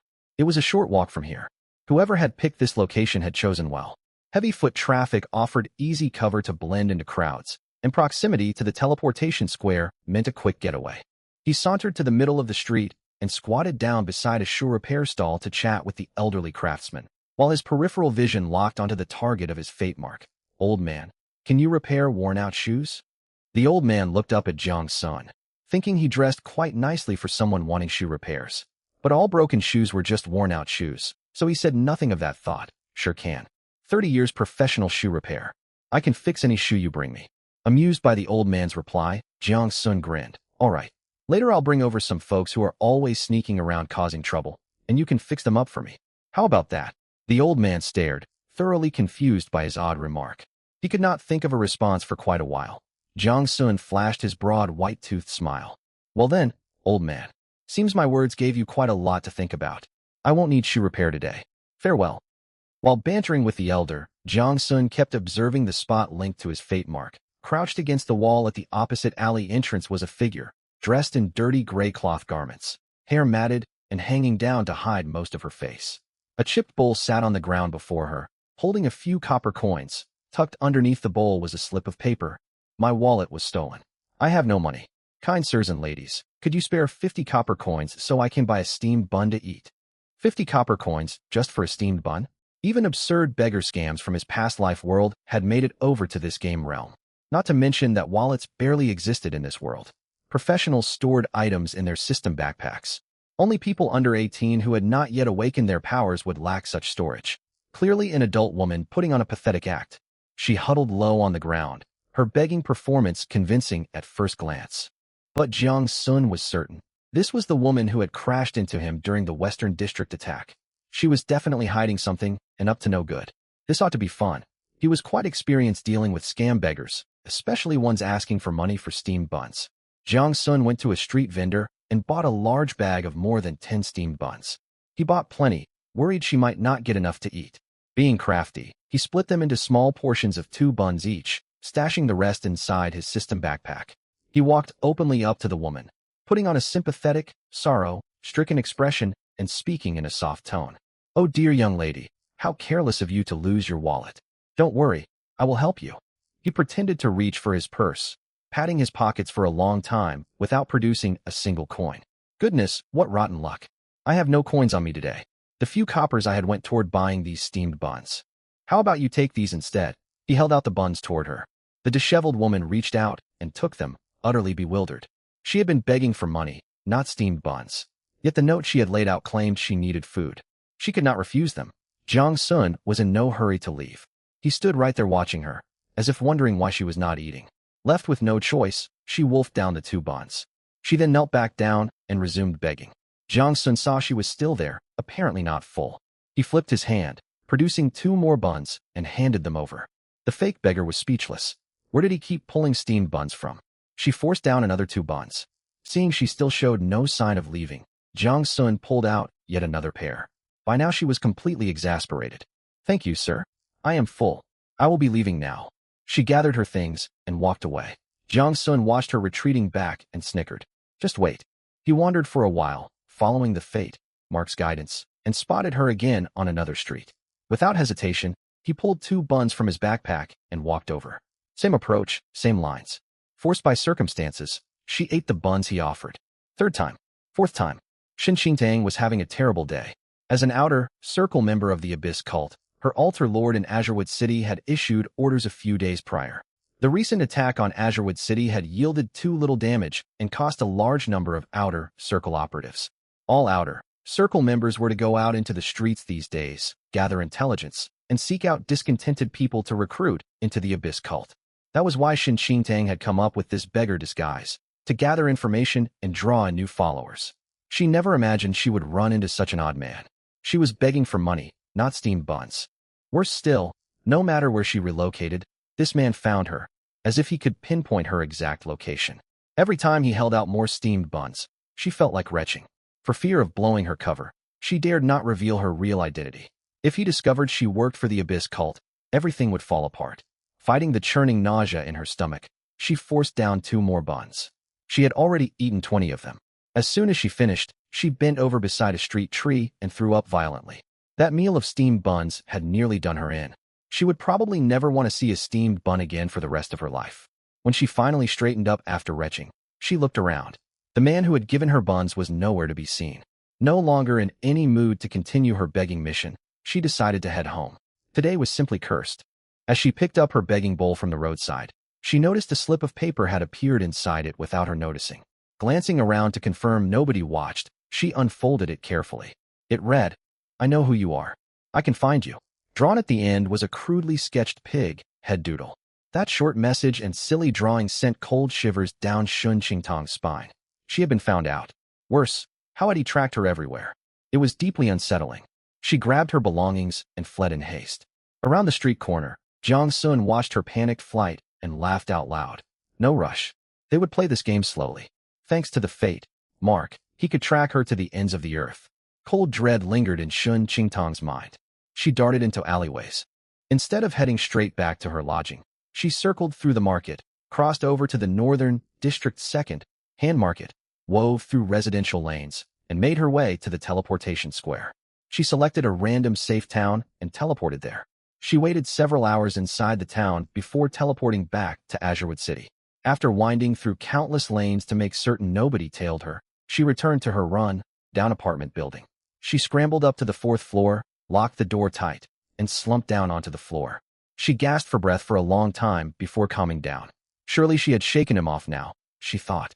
Meanwhile, Jiang Sun paid no further attention to her once she fled.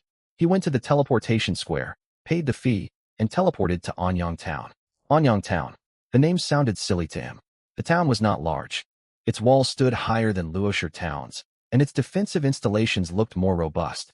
He wandered the streets, buying daily necessities and some emergency supplies, even though he rarely needed them.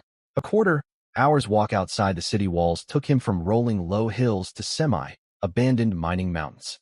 The ground was pockmarked with old mine pits and piles of rubble. Few people wandered here, and monsters were sparse. Jiang Sun decided to keep traveling farther away from the safe town, seeking areas with even less human activity. That was exactly what he needed. He would put his fate-marked planting plans on hold for the time being. His 3 summoned beasts already earned experience fairly quickly. Continuing to plant fate marks would raise his risk of exposure. His 3 summoned beasts had very distinctive appearances, easy for others to recognize. Half an hour later, he saw hardly any other professionals. Mine pits stretched across the landscape. He wondered how long this mineral vein had been exploited in the past. Jiang Sun climbed to high ground and summoned his 3 summoned beasts. Time for another joyful monster farming session. Every time Universal Experience Point notifications popped up, Jiang Sun felt immense delight, much like a miser watching treasure pour into his vault each day. Anyang Town, abandoned mining area, ground safety settlement. Whatever its name suggests, Anyang Town was once a large resource town. Rich in red copper, the area was opened up for development early in the game's timeline, and mining operations continued for generations. The mineral vein was remarkably vast. Mining persisted for over 200 years until the vein dried up more than 70 years ago. Once the resources vanished, this prosperous resource town fell into a semi-abandoned state, rarely visited by anyone. After leaving Anyang Town, Jiang Sun traveled south for more than 10 kilometers before stopping. The landscape was dotted with mining pits of varying sizes, each with tunnels stretching deep underground. The subterranean passageways crisscrossed endlessly. It was safe to assume the ground beneath had been largely hollowed out. Jiang Sun judged the distance to be ideal. Monsters within this range were generally level 15. Venture further out, and the odds of encountering high-ranked creatures rose sharply. Level 15 monsters were perfect. Jiang Sun could reap the full experience bonus from defeating higher-level foes while clearing them swiftly, a win on all fronts. He picked a stretch densely packed with abandoned pits and summoned his 3 companions. He waved his hand. Start hunting. His manner carried the air of a commander surveying his forces. He did not forget to issue a reminder to his summons. Stay within this zone. Don't wander too far. Truth be told, he only needed to give instructions to Lingyu. She possessed the sharpest intellect of the 3 and had long acted as the group's leader. With her in charge, everything would run smoothly. The iron sphere hummed and shot forward like a dark, gold cannonball, crashing into a pile of broken rock. No monsters in sight yet, so it bashed its skull against the stones for practice. It had been over a day since its last hunt, and the iron sphere felt as if its head was growing rusty. It itched if it did not slam into something 10,000 times each day. It used the boulders to rouse itself, hovered into the air, and locked onto a target, an armored lizard emerging from a mine tunnel. Armored lizard LV.15 HP, 4900 attack, 490 defense, 170 skills, rock armor. Reduce incoming damage by 30% bite. Seize prey and thrash violently, dealing damage equal to 300% of attack power. Whoa, 4900 HP and 170 defense. A creature like this would count as a boss in the beginner zone, but to the iron sphere, it was nothing more than a tough punching bag. The armored lizard resembled an oversized reptile. Its body was covered in gray-brown scales, each more than 10 centimeters thick, layered neatly over its frame. The plating made it look clad in stone armor. It had short, sturdy limbs tipped with sharp claws. Sparks skittered as its scales scraped against rubble while it crawled. A thick, flexible tail dragged across the ground, capped with a scaled club. Every time the weighty tail hammered the earth, chunks of stone shattered. That was quite an intimidating sight. Jiang Sun had no doubt a blow from that tail club would leave him bruised all over. The iron sphere paid no heed to its fearsome appearance. Whatever the foe, no matter how terrifying it looked, its tactic was simple: charge straight in. A flash of golden light, and the iron sphere slammed headfirst into the lizard's skull. Boom. The impact sent the armored lizard spinning halfway around. Its claws flailed uselessly as it crashed down, spraying gravel everywhere. Enraged by the blow, it whipped its tail and swung the club toward the iron sphere. Normally, it was the one delivering the crushing strikes. How dare something hit it? Now it would return the favor. The iron sphere stood its ground and charged forward, colliding head-on with the lizard's tail club. Jiang Sun held his forehead. This blockhead. It had only been a few days since he last lectured it, and it was already picking pointless head on clashes again. It was lucky the lizard could not break through its defenses, otherwise it would surely take damage. Clearly, his summons still needed steady discipline. The iron sphere pressed its advantage and struck a second time. It plummeted from above, smashing heavily onto the lizard's back plating. Crack! The scales split open. The armored lizard let out a hoarse screech and scrabbled desperately, trying to retreat into the mine tunnel. Fear had finally set in. It knew now it could not win against the iron sphere. The iron sphere would not let it flee. It had barely enjoyed the fight. A third strike came hurtling forward, aimed precisely at the cracked plating.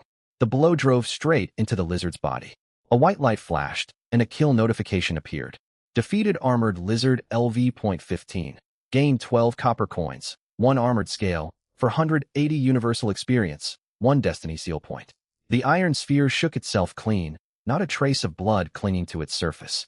Jiang Sun nodded in approval. Impressive. The iron sphere could handle level 15 monsters effortlessly, finishing them off in 2 or 3 hits. Still, its reckless fighting style needed correcting. He quickly ran some calculations in his mind. With all 3 summons hunting at once, they could take down at least 30 to 40 monsters an hour. If they hunted 4 to 5 hours each day, he would earn nearly 200 destiny seal points. At that pace, he would reach 10,000 points in another 4 or 5 days. 200 kills each day would bring in roughly 80,000 universal experience. High-level monsters really did grant far more experience. Soon he would have enough resources to advance the Iron Sphere and Xianyu.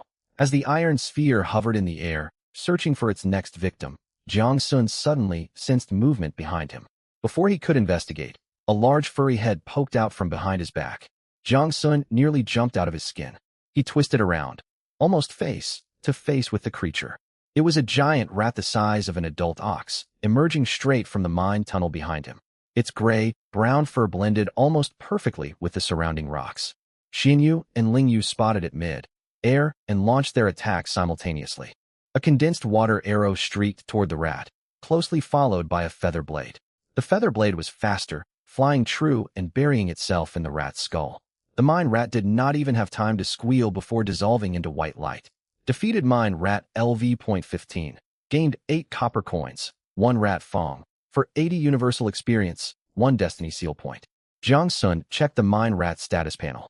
Mine rat LV.15 HP, 3500 attack, 560 defense, 120 skill, backstab, strike from behind, dealing damage equal to 200% of attack power. High attack, low defense, low HP. A typical fast, fragile monster. Xianyu and Lingyu could eliminate foes like this in a single hit, picking them off from range with pinpoint accuracy. The mine rat never got the chance to use its speed. The water arrows and feather blades flew far faster than it could run. Jiang Sun thought to himself, "Serves you right for sneaking up and scaring me." Lingyu pulled out her peculiar swing once more and sat upon it, drifting slowly as she scanned for prey. An armored lizard spotted her and let out a low snarl. Foolish creature. It had to pick a fight with the group's leader. Lingyu released a single feather blade, instantly slaying the lizard. Lingyu's base attack reached 1,200. Stacked with skill bonuses and the outrageous damage multiplier of Featherblade, a single strike could deal over 10,000 damage. The armored lizard's HP was nothing to her. The Featherblade cut through the air. A golden streak traced across the sunlight, piercing the lizard's neck from one side and bursting out the other, slicing it clean in two. The sight was gruesome, but the monster quickly dissolved into light.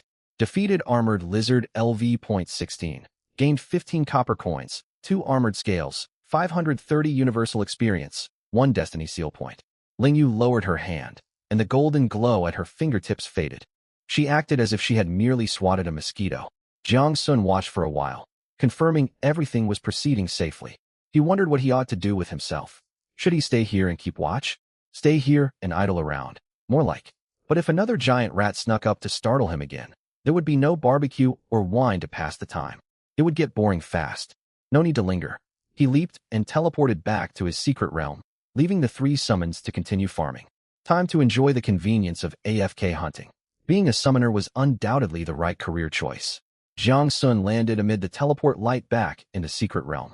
He was truly restless by nature. His mind was always wandering, unable to stay idle for even a moment. As soon as he arrived, He heard laughter and chatter in the distance. He turned and saw Granny Rong and the others had planted the primordial timber seeds they had obtained. Groups of young Rongwei tribe children carried buckets, rushing back and forth between the primordial energy well and the saplings. Bucket after bucket of energy, rich well water was poured over the young trees. Every watering session made the saplings visibly grow. Jiang Sun could not help but marvel. This was far more effective than any fertilizer. In less than a single day, the saplings had already grown taller than a person, with trunks as thick as bowls. In another 4 or 5 days, fully formed tree houses would take shape, far more comfortable than any man-made hut, warm in winter and cool in summer. Primordial timber possessed another unique trait. Its roots could grow according to the will of those tending it. Granny Rong's group planned to guide the roots to hollow out and connect underground, forming a network of tunnels. The Rongwei tribe, who loved burrowing, were overjoyed. They would not need to dig tunnels themselves. The trees would grow the passages for them. The primordial timber saplings were planted in a ring around the cleared foundations from earlier. Several stronger young tribesmen heaved massive stone weights to compact the ground above the foundations. They tossed the stones upward and jumped after them, slamming the weights down hard enough to shake the earth. Uncle Ashing explained that food and resource yields would keep rising soon, so sturdy storage buildings were needed to stockpile supplies. The prepared foundations were perfect for this purpose. Watching the scene nearly made Jiang Sun laugh.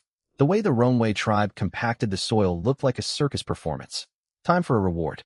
Jiang Sun waved his arm and called out, "Everyone take a break. We're having a big barbecue feast today."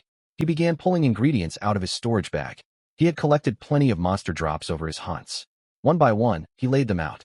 There was still some antler sheep meat, ideal for grilling. Plenty of bullfrog legs dropped by marsh bullfrogs. He was unsure how they would taste grilled. Perhaps his mother could make spicy stir-fried frog legs. Stone crab claws were another excellent find, perfect for barbecue. He also brought out armored turtle meat, lava lizard meat, wind falcon drumsticks, rat meat, and more, enough for everyone to eat their fill. Wait, rat meat was among the supplies. That was a slightly odd choice. Jiang Sun did not mind. Properly cooked, it would taste fine. His mother, Granny Rong, and Uncle Ashing walked over, staring at the huge pile of meat, then at Jiang Sun. Their expressions were bewildered. Was he really a professional awakened? Why was his storage bag stuffed full of food? He pulled out barbecue grills and utensils, and soon an open-air barbecue buffet was set up. His mother carried the turtle meat and frog legs to a makeshift kitchen to prepare a proper cooked meal, eager to show off her cooking skills. Before long, rich aromas of roasted meat filled the clearing. Jiang Sun retrieved queen bee jelly from the wasp queen he had defeated earlier. He mixed it with water drawn from the primordial energy well, creating refreshing jelly drinks. The young Rongwei tribe children drank happily, refilling their cups repeatedly until their bellies bulged. Foolish kids. They were filling up on drinks before tasting any barbecue. Jiang Sun smiled to himself. They would regret it later when there was no room left for meat. Jiang Xiaoxiao walked over, carrying a newly toddling young Rongwei tribe's child and stroking its fluffy rabbit-like ears. She stopped before Jiang Sun and held her head high. "Brother, this is Mao Chuanchuan. I'm going to take care of her from now on. You don't mind, right?" Good grief. This troublemaker never settled down. She still had school to attend. How could she look after another child? Had he grown too lenient? Or had she gotten far too bold? Jiang Sun shot her a sideways glance. "You can come play with her whenever you enter the realm, but you don't know the first thing about raising a child. Keep misbehaving, and you'll get flicked on the forehead." Threatened with a forehead flick, Jiang Xiaoxiao calmed down a little, yet still refused to back down. "I don't care. She's my child now. I like her." Jiang Sun laughed. "You're still just a kid yourself. Who will care for you? Have you asked her parents if this is all right?" From Xiaoxiao's explanation, Jiang Sun learned the young one's parents had been killed during the earlier raid on the tribe's territory. Other tribesfolk had looked after her since then. Several other orphaned children remained, but all were older. Mao Chuanchuan was the youngest. He had no idea how Xiaoxiao had won her over, but the little creature clung trustingly to her, peering shyly out from Xiaoxiao's embrace. Granny Rong spoke up to support her. "Let her care for the child if she wishes. Our young ones are tough." Granny Rong was eager to strengthen ties with Jiang Sun's family and would not object. With Granny Rong's approval, Jiang Sun relented, only setting one rule. Mao Chuanchuan could never leave the secret realm. Jiang Xiaoxiao brightened instantly, lifting the little creature high. Jiang Sun watched nervously, fearing she might drop her. Jiang Sun took out beer and liquor, and the adults gathered to eat and drink. Uncle Ashing stuck to his usual habit, drinking liquor straight from the bottle. At that moment, his mother brought out the dishes she had prepared. Sure enough, there was spicy frog legs and slow, cooked turtle stew. The scent made Jiang Sun's mouth water. Jiang Xiaoxiao caught the aroma and reached out to grab a piece of meat. Jiang Sun swatted her hand away. Go wash your hands first. She trudged off to clean up, then returned and stuffed a chunk of meat into her mouth. She winced from the heat, but refused to spit it out. Jiang Sun tried some turtle meat. It was tender enough to melt in the mouth, rich and savory. His mother's cooking talent was undeniable. The same ingredients tasted incomparably better when she prepared them. Jiang Xiaoxiao alternated eating and feeding Mao Chuanchuan in her arms. She looked every bit the little caretaker. Before long, she grew restless again. Wrath over the forehead flick lingered in her mind. Today she would get revenge and flick Jiang Sun's forehead too. She carefully set Mao Chuanchuan on the ground and pressed a finger to her lips, telling the child to stay quiet. She crept slowly up behind Jiang Sun, then quickly flicked his forehead. Jiang Sun glanced at her. Even with his guard lowered, a blow from an ordinary person who had not yet awakened would barely affect him. After striking, Xiao Xiao turned to run. Jiang Sun picked up a small stone and flicked it with his finger. The pebble flew true and struck her forehead. He held back 99% of his strength, yet it still left a bump on her skin. Xiao Xiao nearly cried, frustrated that her scheme had backfired. Su Xiulan spoke calmly from the side. Enough of that. Eat your food. You're far too heavy, handed as an older brother. Jiang Sun shrank his neck, and the two stopped teasing each other. Jiang Xiaoxiao sat obediently and ate. Mao Chuanchuan lifted her fluffy paws and gently rubbed the bump on Xiao Xiao's forehead. Granny Rong brought over a bowl of wild herb soup from the Rongwei tribe for Jiang Sun to sample. He took a sip. It tasted surprisingly fresh, light, and aromatic, perfect for cutting through the richness of the barbecue. Granny Rong took the chance to talk about the seeds. Primordial rice seeds had been soaked in primordial energy well water that day. Planting would begin within 1 or 2 days. The growing cycle took roughly 60 days, and continuous harvests were possible with abundant vitality. As for other medicinal seeds, livestock raising, and mining plans, there was no need to rush. Great things were built step by step. Jiang Sun was in no hurry. For now, he simply wanted to farm more universal experience. Everyone chatted and feasted, enjoying a lively gathering. Lingyu, is no one calling me to eat? Answer me, heartless summoner. After the hearty meal, wine made Jiang Sun drowsy. What better way to spend the afternoon than a nap? He stretched out on a bamboo chair and slept soundly. When he opened his eyes, dawn had broken the next morning. The barbecue area had been fully cleaned up. He looked out over the boundless grasslands, and a surge of grand emotion welled inside him. This man determined to become the strongest summoner felt inspired to compose a poem. Vast the sky, wide the wild, wind sways grass, roasting whole lamb piled. Meat drips fat, sizzling bright, a jar of wine, then sleep through the night. Charcoal blazes, meat's sweet scent flows, eat well, rest easy, all worries go. One's true nature can never hide. After a short rest, wander far and wide. Everyone stared at him blankly. What kind of poem was this? It spoke of nothing but eating, sleeping, and roaming the wilderness. They looked at him as if he had lost his senses. Had something taken over his body? No one knew he could write verse before. His mother stepped forward and touched his forehead. No fever. Jiang Sun savored his own work. If only he had lived 500 years earlier, there would have been no fame for Li Bai. The barbecue the previous night had been full of joy. The young Rongwei children drank so much jelly drink they hiccuped, begging for more even with round bellies. Uncle Ashung possessed an incredible tolerance for alcohol, unaffected after finishing 2 bottles of liquor. By now everyone was hard at work again, watering trees and leveling farmland. Only Jiang Sun had slept in late. Wait a moment. He had completely forgotten his 3 summons were still hunting out in the wilds. Since no mental alert had reached him, they must not have encountered danger. He would leave them be for now. Where should he go to amuse himself today? He suddenly thought of the young beggar girl who had eaten steamed buns until she was sick. A truly odd girl. Perhaps he could go tease her again. That settled it. He sensed her position. She was still in the western district of the town. Today he planned to change his approach and uncover what she was hiding. If she was a member of the Abyss cult, her strange behavior must serve some purpose. Staking out and tracking others was thrilling work. Jiang Sun teleported to the western district and changed into plain, shabby clothing. Following the guidance of his destiny seal, he tracked down the beggar girl. She was inside an old residential building. Jiang Sun took his time. He sat at a breakfast stall across the street, ordered food, and watched the building entrance. Before long, The young woman walked out. She was no longer wearing her beggar rags. She had changed into clean, simple clothes, a gray-blue top, her hair tied neatly. She looked just like any ordinary townsfolk. She walked straight toward the breakfast stall, seemingly planning to grab a meal. Jiang Sun quickly turned his back to avoid being spotted. Shen Qingtang, up already? What are you having today, the usual? It seemed the breakfast shop owner knew her well. So your name is Shen Qingtang? Shen Qingtang smiled shyly. Yes, Aunt Li. 1 steamer of meat buns and a bowl of soybean milk. Jiang Sun had originally planned to squeeze some mustard sauce into her soybean milk, but then he thought it would give him away, so he dropped the idea. As he ate, Jiang Sun watched Shen Qingtang out of the corner of his eye. She looked to be around 20 years old. Her features were not striking at first glance, yet her facial features were well proportioned, her eyes soft and clear, and her face gently rounded. The more he looked, the more pleasing she appeared. She was the kind of person who grew on you the longer you observed her. Shortly after, she finished her meal. She stood up to pay, then walked through the market and turned toward the West District near the teleportation array.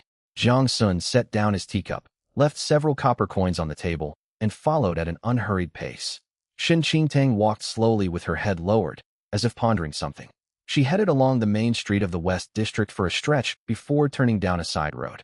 Jiang Sun trailed her from afar, keeping the distance of a street corner between them. Shen Qingtang stopped at the entrance of a small lane and leaned against a lamppost, seemingly waiting for someone. Before long, a man wearing worn leather armor rounded the corner. He looked to be in his late 20s. The cuffs of his leather armor bore multiple scuffs, and a low-quality short sword hung at his waist. His face looked haggard, his brows furrowed as if weighed down by troubles. When Shen Qingtang spotted him, she stepped forward with a smile and exchanged a few words. The man froze and scratched his head, clearly unfamiliar with her. Shen Qingtang smiled and spoke a little more, then gestured toward a small restaurant nearby and motioned for him to enter. The man hesitated for a moment, then followed her inside. Jiang Sun wondered, could these two know each other? Were they plotting something? He found a seat within earshot and sat down. Shen Qingtang chatted with the man about trivial daily matters. She asked where he hunted monsters, how much he earned, and whether he had run into any difficulties lately. The man remained reserved at first, but once a bowl of spirit silk noodles arrived, he opened up. He began complaining that monsters were growing scarcer these days. He could not afford repairs for his damaged gear, and no party would take him. He was barely scraping by. Shen Qingtang listened with a look of sympathy, nodding from time to time. After listening for a while, Jiang Sun thought to himself, this is exactly the standard tactic for recruiting people into a cult. Seek out those struggling to get by, offer kindness to close the distance, paint rosy prospects to give them hope, and finally draw them into the fold.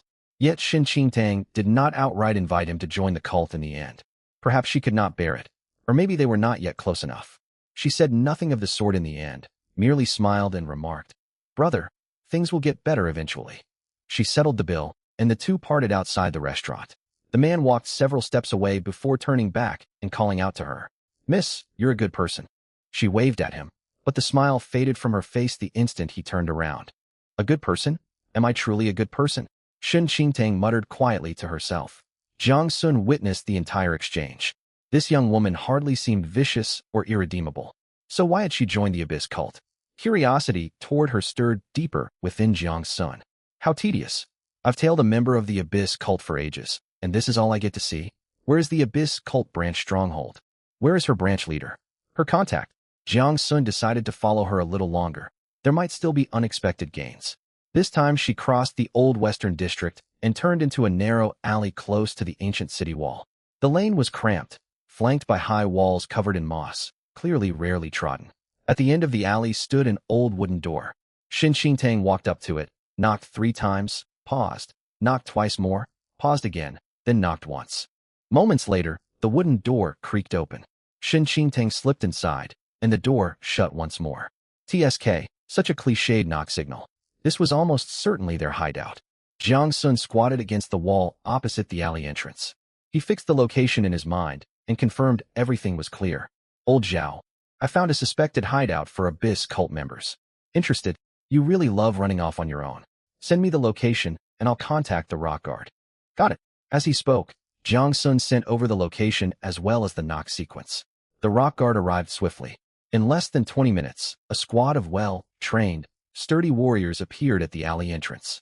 From encircling the area to breaking down the door and securing the scene took less than 15 minutes. 6 Peripheral Abyss cult members were apprehended without a single escape. Several crates of copper coins, 2 bundles of documents, and multiple pieces of black iron tier equipment were seized in the courtyard. Jiang Sun watched from a distance and noticed Shen Qingtang was not among the captured group. TSK, the girl had gotten lucky and slipped away. Jiang Sun chose to keep up his surveillance and wait for bigger prey. He quietly returned to Shen Qingtang's residence, slipped a note through the crack of her door, then teleported into a secret realm in a flash. No rush. Let events unfold. He planned to turn Shen Qingtang into his insider within the Abyss cult. The vengeance for his mother's crippled legs and the ambush he survived could not be satisfied by taking down merely 1 or 2 cult hideouts. He intended to speak directly with Shen Qingtang next time. The pressure he had put on her these past 2 encounters should be sufficient. A long time later, Shen Qingtang limped back. Her figure was disheveled from twisting her ankle. She stood downstairs for quite a while, scanning her surroundings warily. The street appeared ordinary. She hobbled upward. She reached her door and inserted the key into the lock, her hand trembling slightly. The room looked exactly as she had left it. The quilt was folded, the windows closed, and the bowls still sat on the table where she had left them. Yet she spotted something new on the floor near her feet. A slip of paper had been pushed through the door gap. Her heart sank sharply, as if gripped by an icy hand. She slowly bent down, picked it up, and unfolded it. Surprised? Didn't see this coming? I know where you are, and you can never run away. The only way to survive is to cooperate with me. The tone of the words on the note reeked of Jiang Sun's irritating manner. Shen Qingtang's hand shook as she clutched the paper. Who could it be? Was it the young man who once gave her steamed buns? He was the prime suspect for now. He always managed to find her precise location. She left the door ajar and leaned against the doorframe, staring at the note, her mind racing. What exactly did he want? She slid down to sit against the doorframe, still clutching the note, remaining motionless for a long time. Abandoned mine on the outskirts of Anyang town.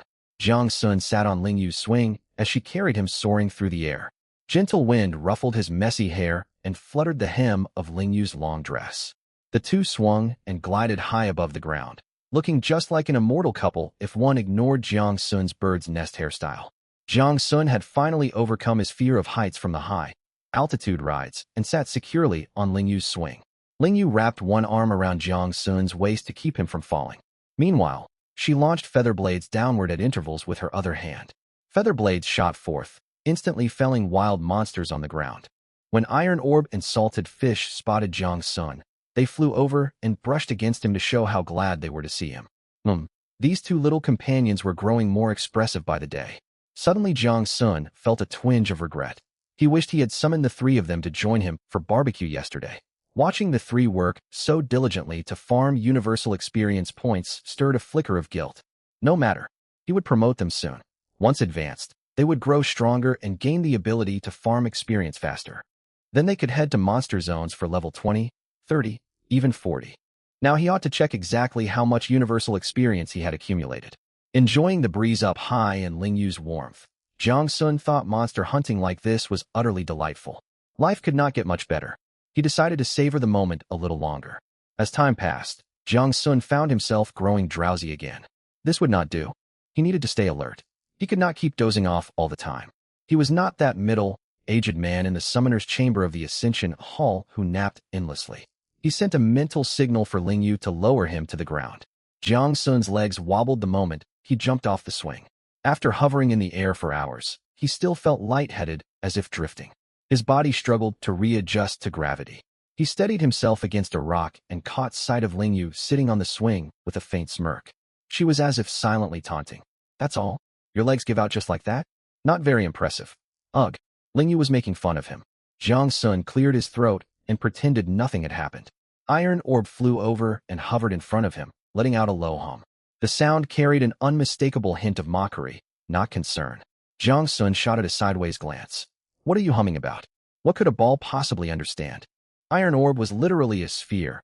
Arguably, it understood spheres better than anyone. He decided not to argue with the ball. He opened his status panel to check the experience pool. After an entire night of automated farming, the number had climbed to the target he hoped for. Universal experience points, 53430. More than 50,000 universal experience points gained overnight. The efficiency was remarkable. The main factor limiting his experience gain was locating monsters. Even after drifting around on Ling Yu's swing for ages, they only stumbled across a handful of targets. With universal experience points on hand, it was time to boost his strength. On the 5th floor of the Secret Realm, cultivation speed received a 70% boost. Promoting one summoner to Platinum tier would only cost 30,000 experience points there. Who should get the promotion?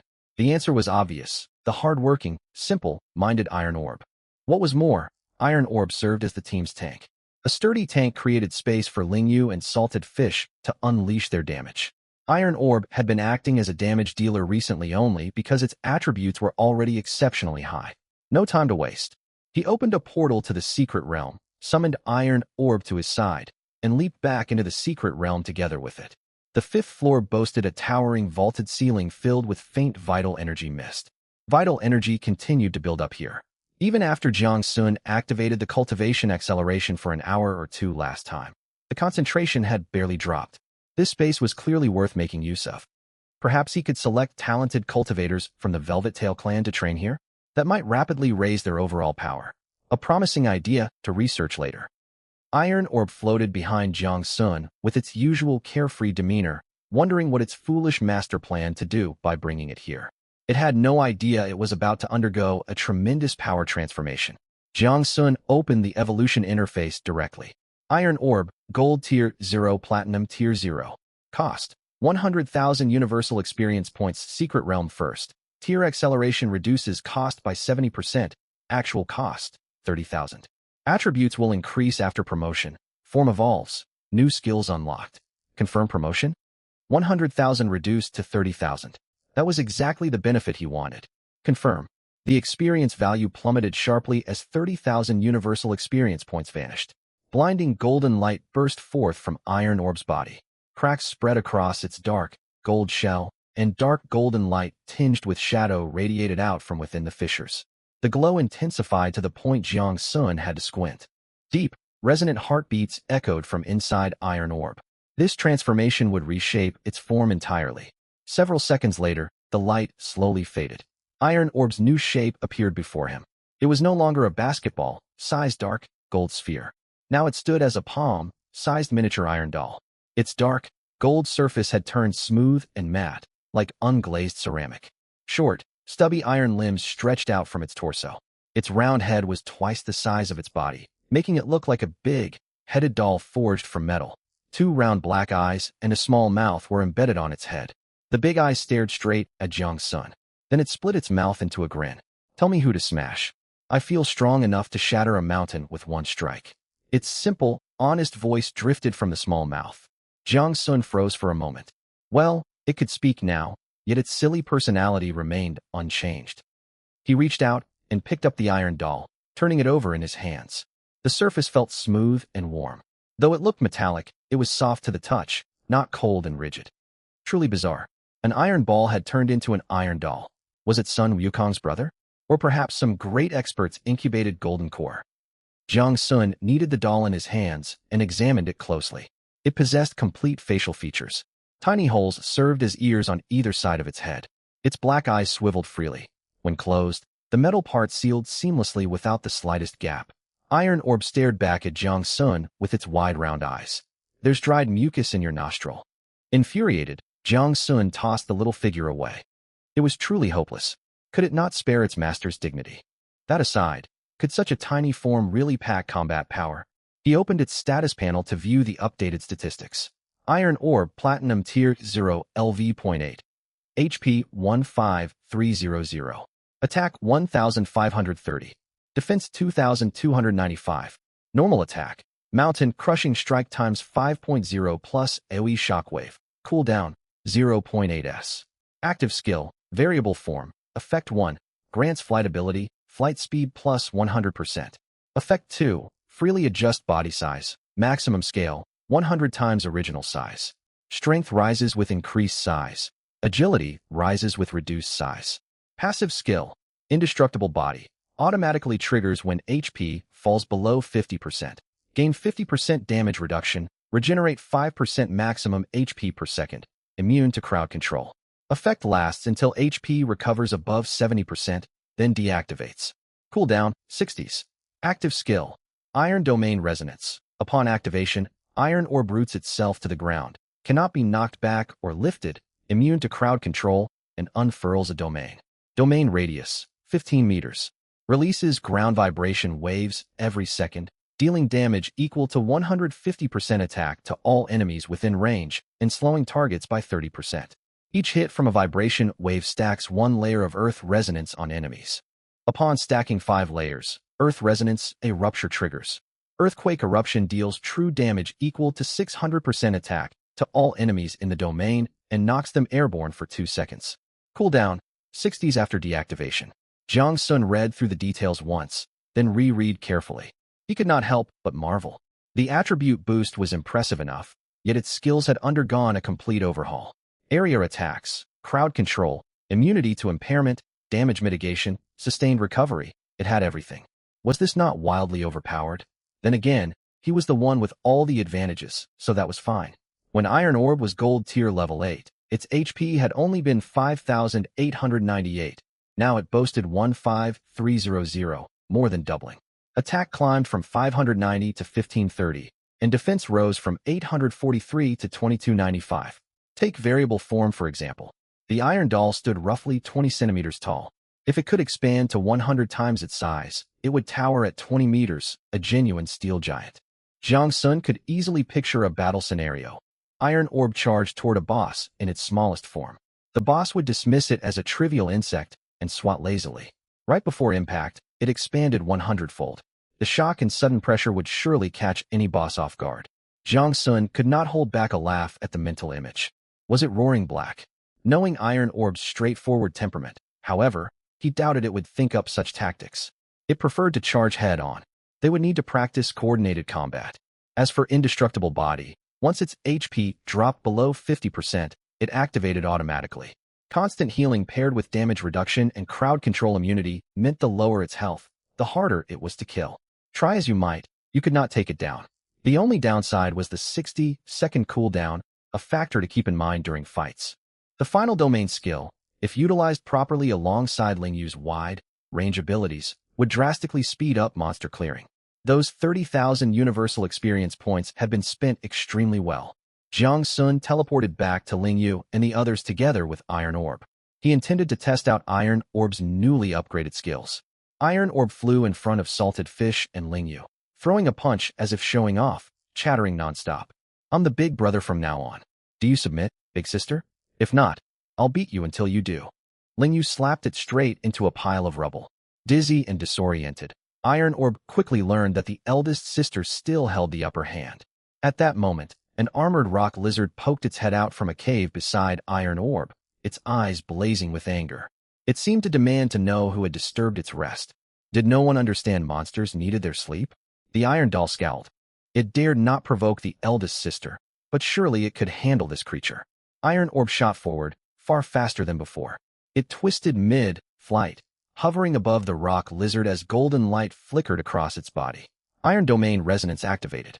The rock lizard's movements visibly slowed, as if trapped in thick mud. Each vibration sent ripples across the lizard's body, and its health bar plummeted rapidly. The rock lizard lashed its tail to strike, yet Iron Orb remained rooted in place, unmoving. With 1530 attack power, bonuses from summoner enhancements and cultivation techniques, plus skill multipliers, each vibration wave dealt more than 5,000 damage. After accounting for the rock lizard's damage resistance, the monster perished after only 2 hits.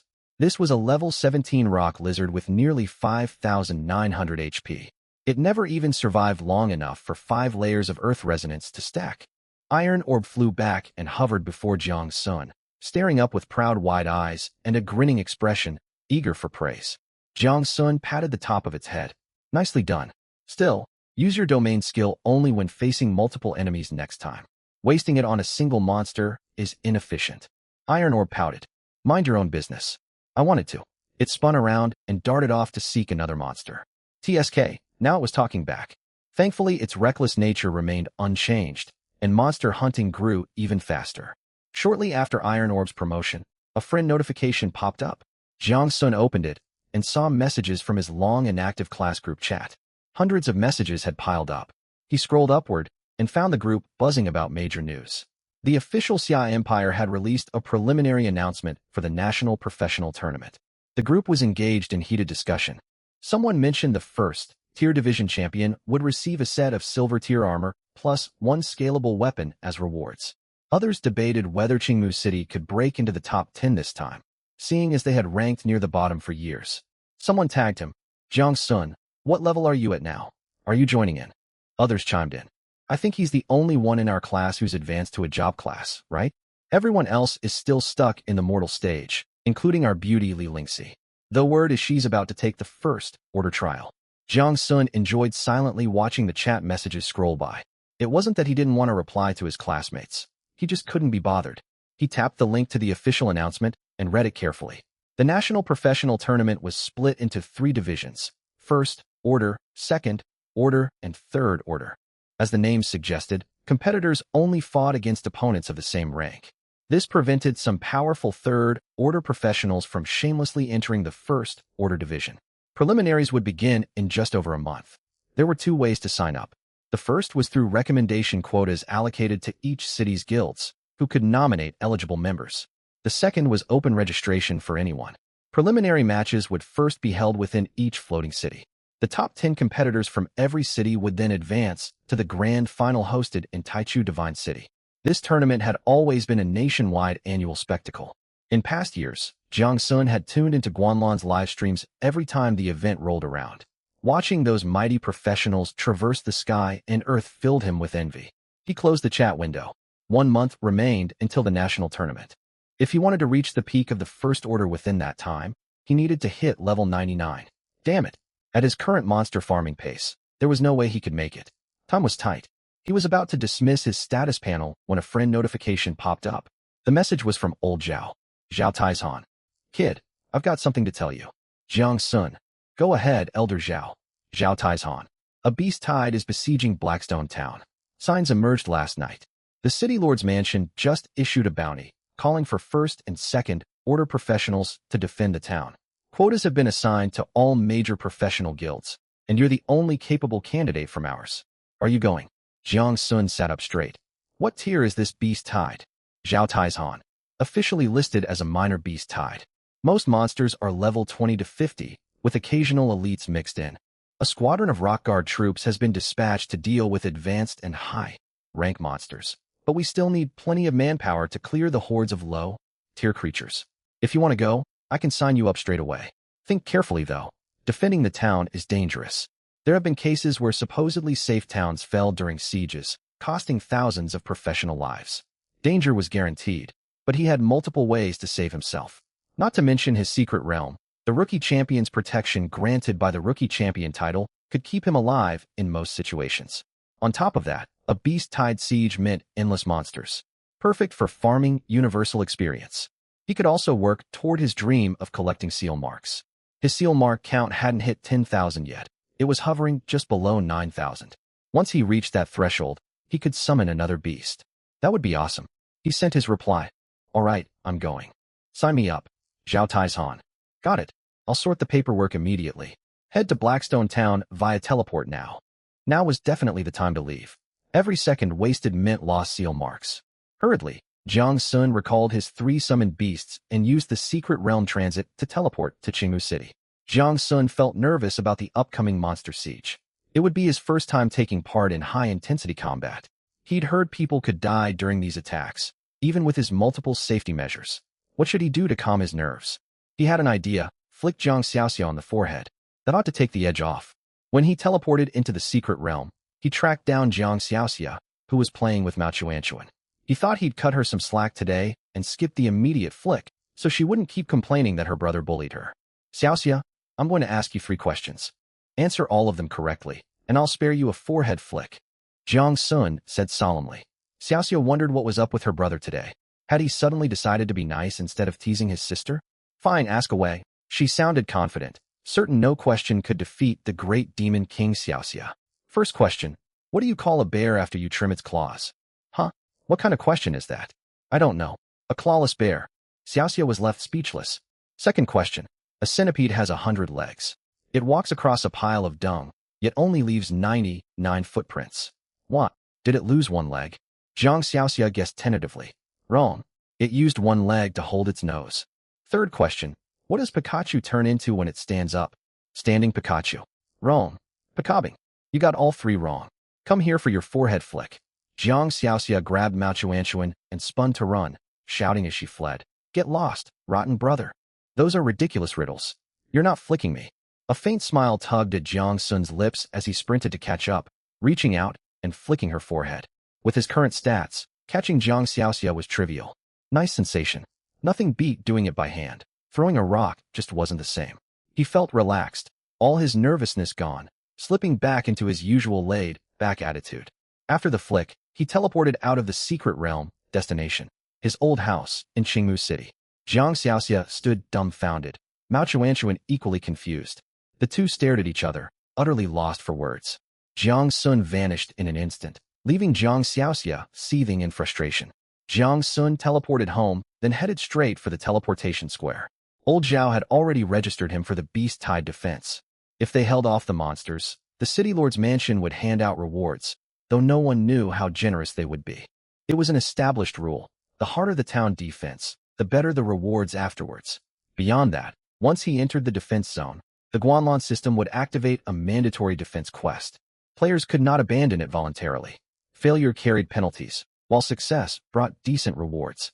Still, those rewards meant little to Jiang Sun.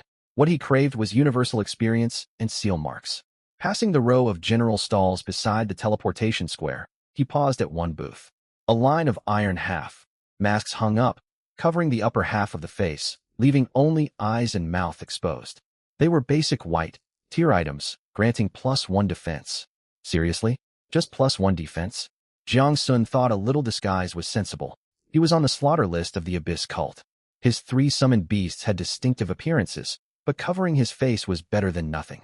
He picked up one mask etched with rabbit patterns. This one would do. How much? 300 copper coins. The stall owner didn't look up. It's still white. Tier equipment after all. White, tier equipment. It offered barely more protection than wrapping a cloth over my face, Jiang Sun thought. He didn't waste time haggling, paid 300 copper coins, and put the mask on. It covered his face well enough. Anyone who didn't know him intimately would struggle to recognize him. He walked to an empty teleport platform in the square, paid the teleport fee, and stepped through. The moment he emerged on the other side, a system prompt chimed. Regional Defense Quest, Blackstone Town Siege. Beast-Tide Tier, Minor. Quest Objective, protect the teleportation hub from destruction. Teleportation hub status, intact. Quest notice, automatically activated upon entering Blackstone Town territory. Cannot be voluntarily abandoned. Quest details, Blackstone Town is under Beast-Tide assault. All professionals within town limits are automatically assigned to the town defense force. Successful defense grants base experience rewards. Those ranking in the top 10% of contributors earn extra experience and materials. If the quest fails and the teleportation hub is destroyed, 20% of current level experience deducted, all attributes reduced by 10% for 24 hours, reputation lowered. Current leaderboard. Rankings locked will open after the first wave of monsters is repelled. He read through the information carefully. There were penalties for failure at that. Thankfully, the attribute drop wasn't permanent. To Jiang Sun, the consequences meant nothing. Deduct experience? Go ahead, knock me back to level 9. I'd love to see if I can take the first order trial a second time. Lower attributes? No big deal. His raw stats were never his main strength anyway. Blackstone Town was small, ringed by an 8-meter high wall built from unknown stone that looked extremely sturdy. The town was far busier than he expected. Professionals wandered back and forth, and many had set up temporary stalls on open ground, peddling potions and equipment. 2 potion sellers even glared at each other from their neighboring stalls, bitter rivals in the same trade. Truly, people had a sharp eye for business opportunities. The square was packed with professionals. Jiang Sun wondered if the Beast-Tide would even provide enough monsters for everyone to fight. The quest described it as a minor Beast-Tide, with no confirmed monster count. He hoped there would be plenty to go around. Groups of professionals gathered near the base of the walls, chatting as they waited to be assigned defense sectors. Jiang Sun found the registration desk. A rock guard soldier held a list, calling out names and assigning people to sectors and squads. The freelancers waiting nearby responded one by one. The rock guard ticked several names off the list, scanned the crowd, and locked eyes on Jiang Sun.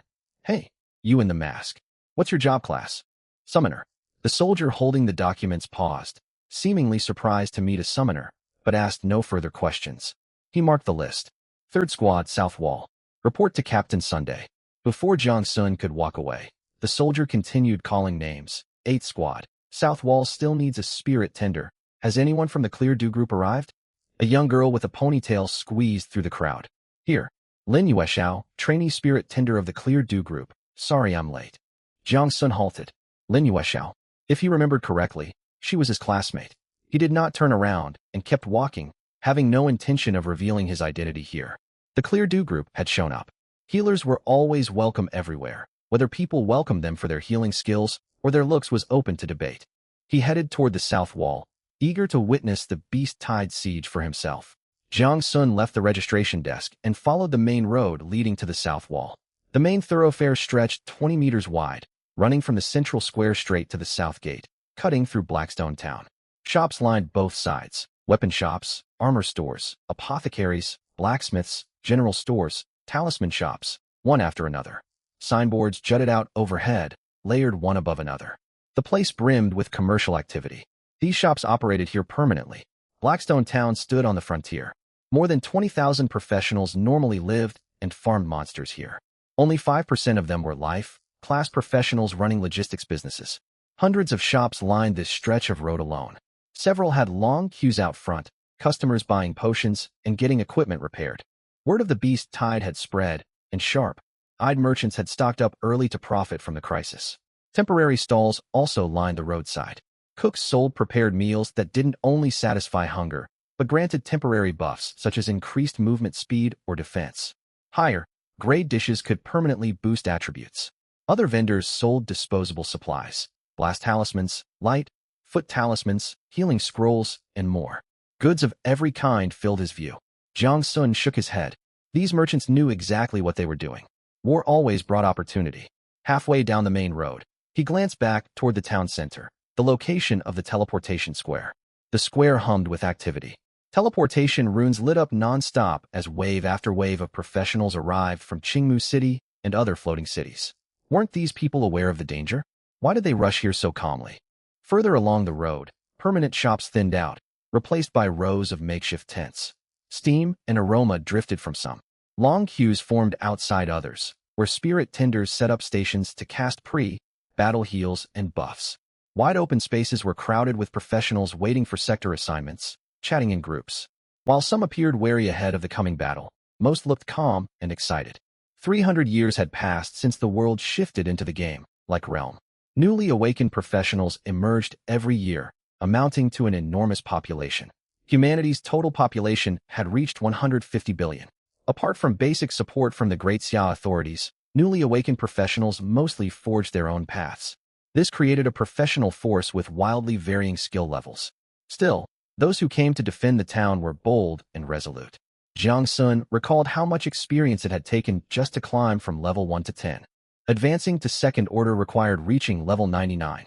The experience demand was staggering, and he still had 3 summoned beasts to level up alongside him. Guanlan's leveling curve was absurdly steep. He pushed the thought aside.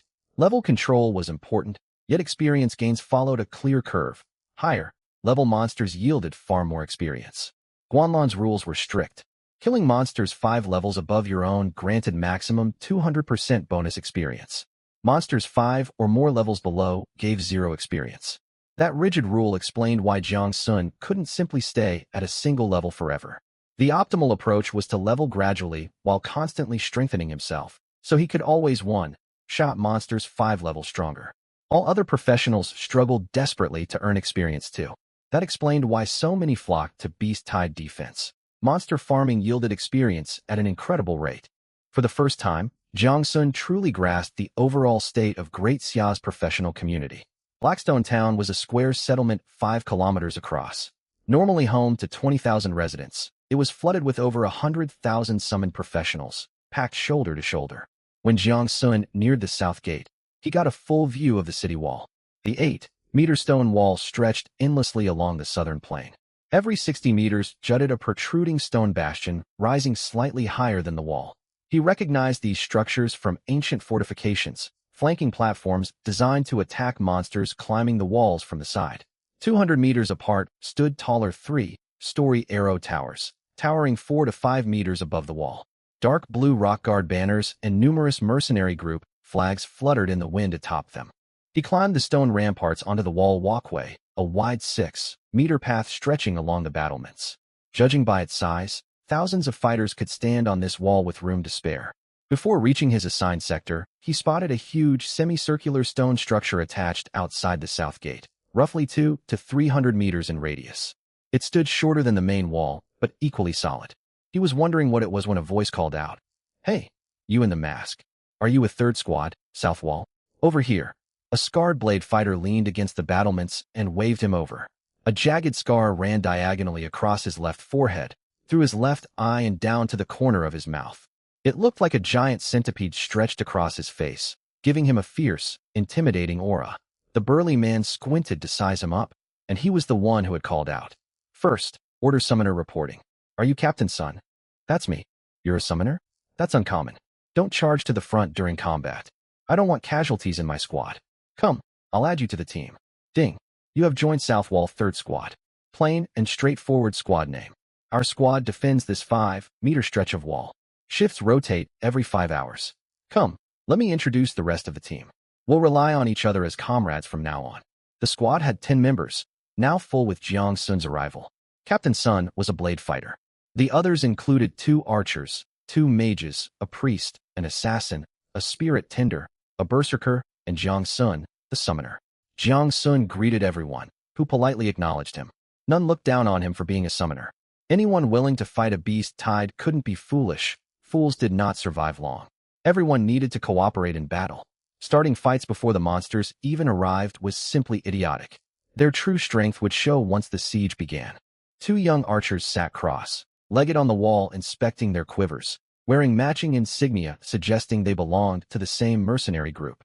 A middle-aged woman in plain robes wore the Clear Dew Group badge, gazing out over the wilderness beyond the wall. She was the squad spirit tender, responsible for keeping everyone's health topped up. Jiang Sun glanced around and noticed their sector sat right beside that semicircular stone structure. 1st and 2nd Squad held positions ahead of them. His squad stood only 10 meters from the outer enclosure, giving him a clear view inside.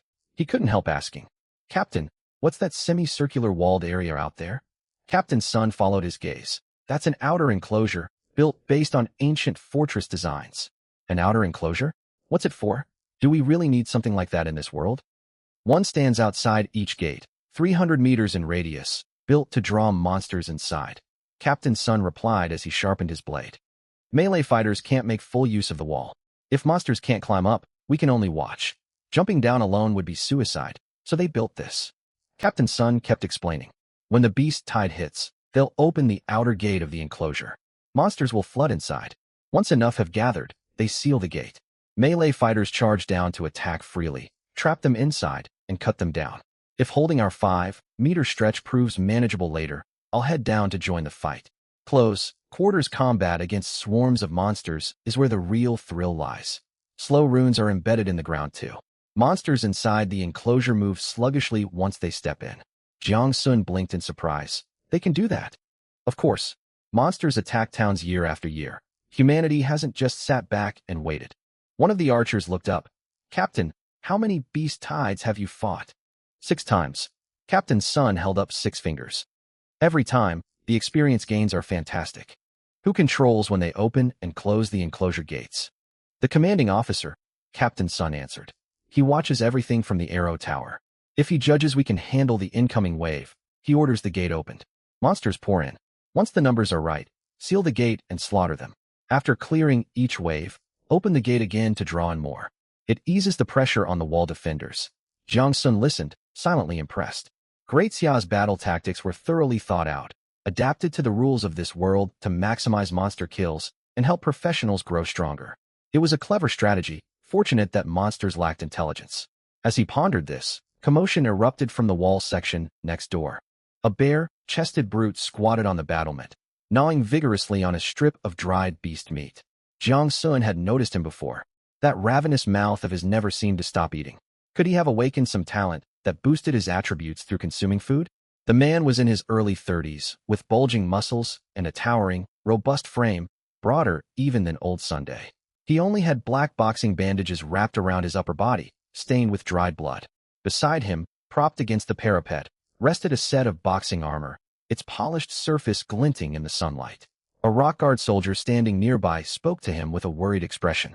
"Captain Lei, could you please come down from the battlement? What if you fall? You youngsters are always overworried. Even if I fall, I'll still crush these monsters."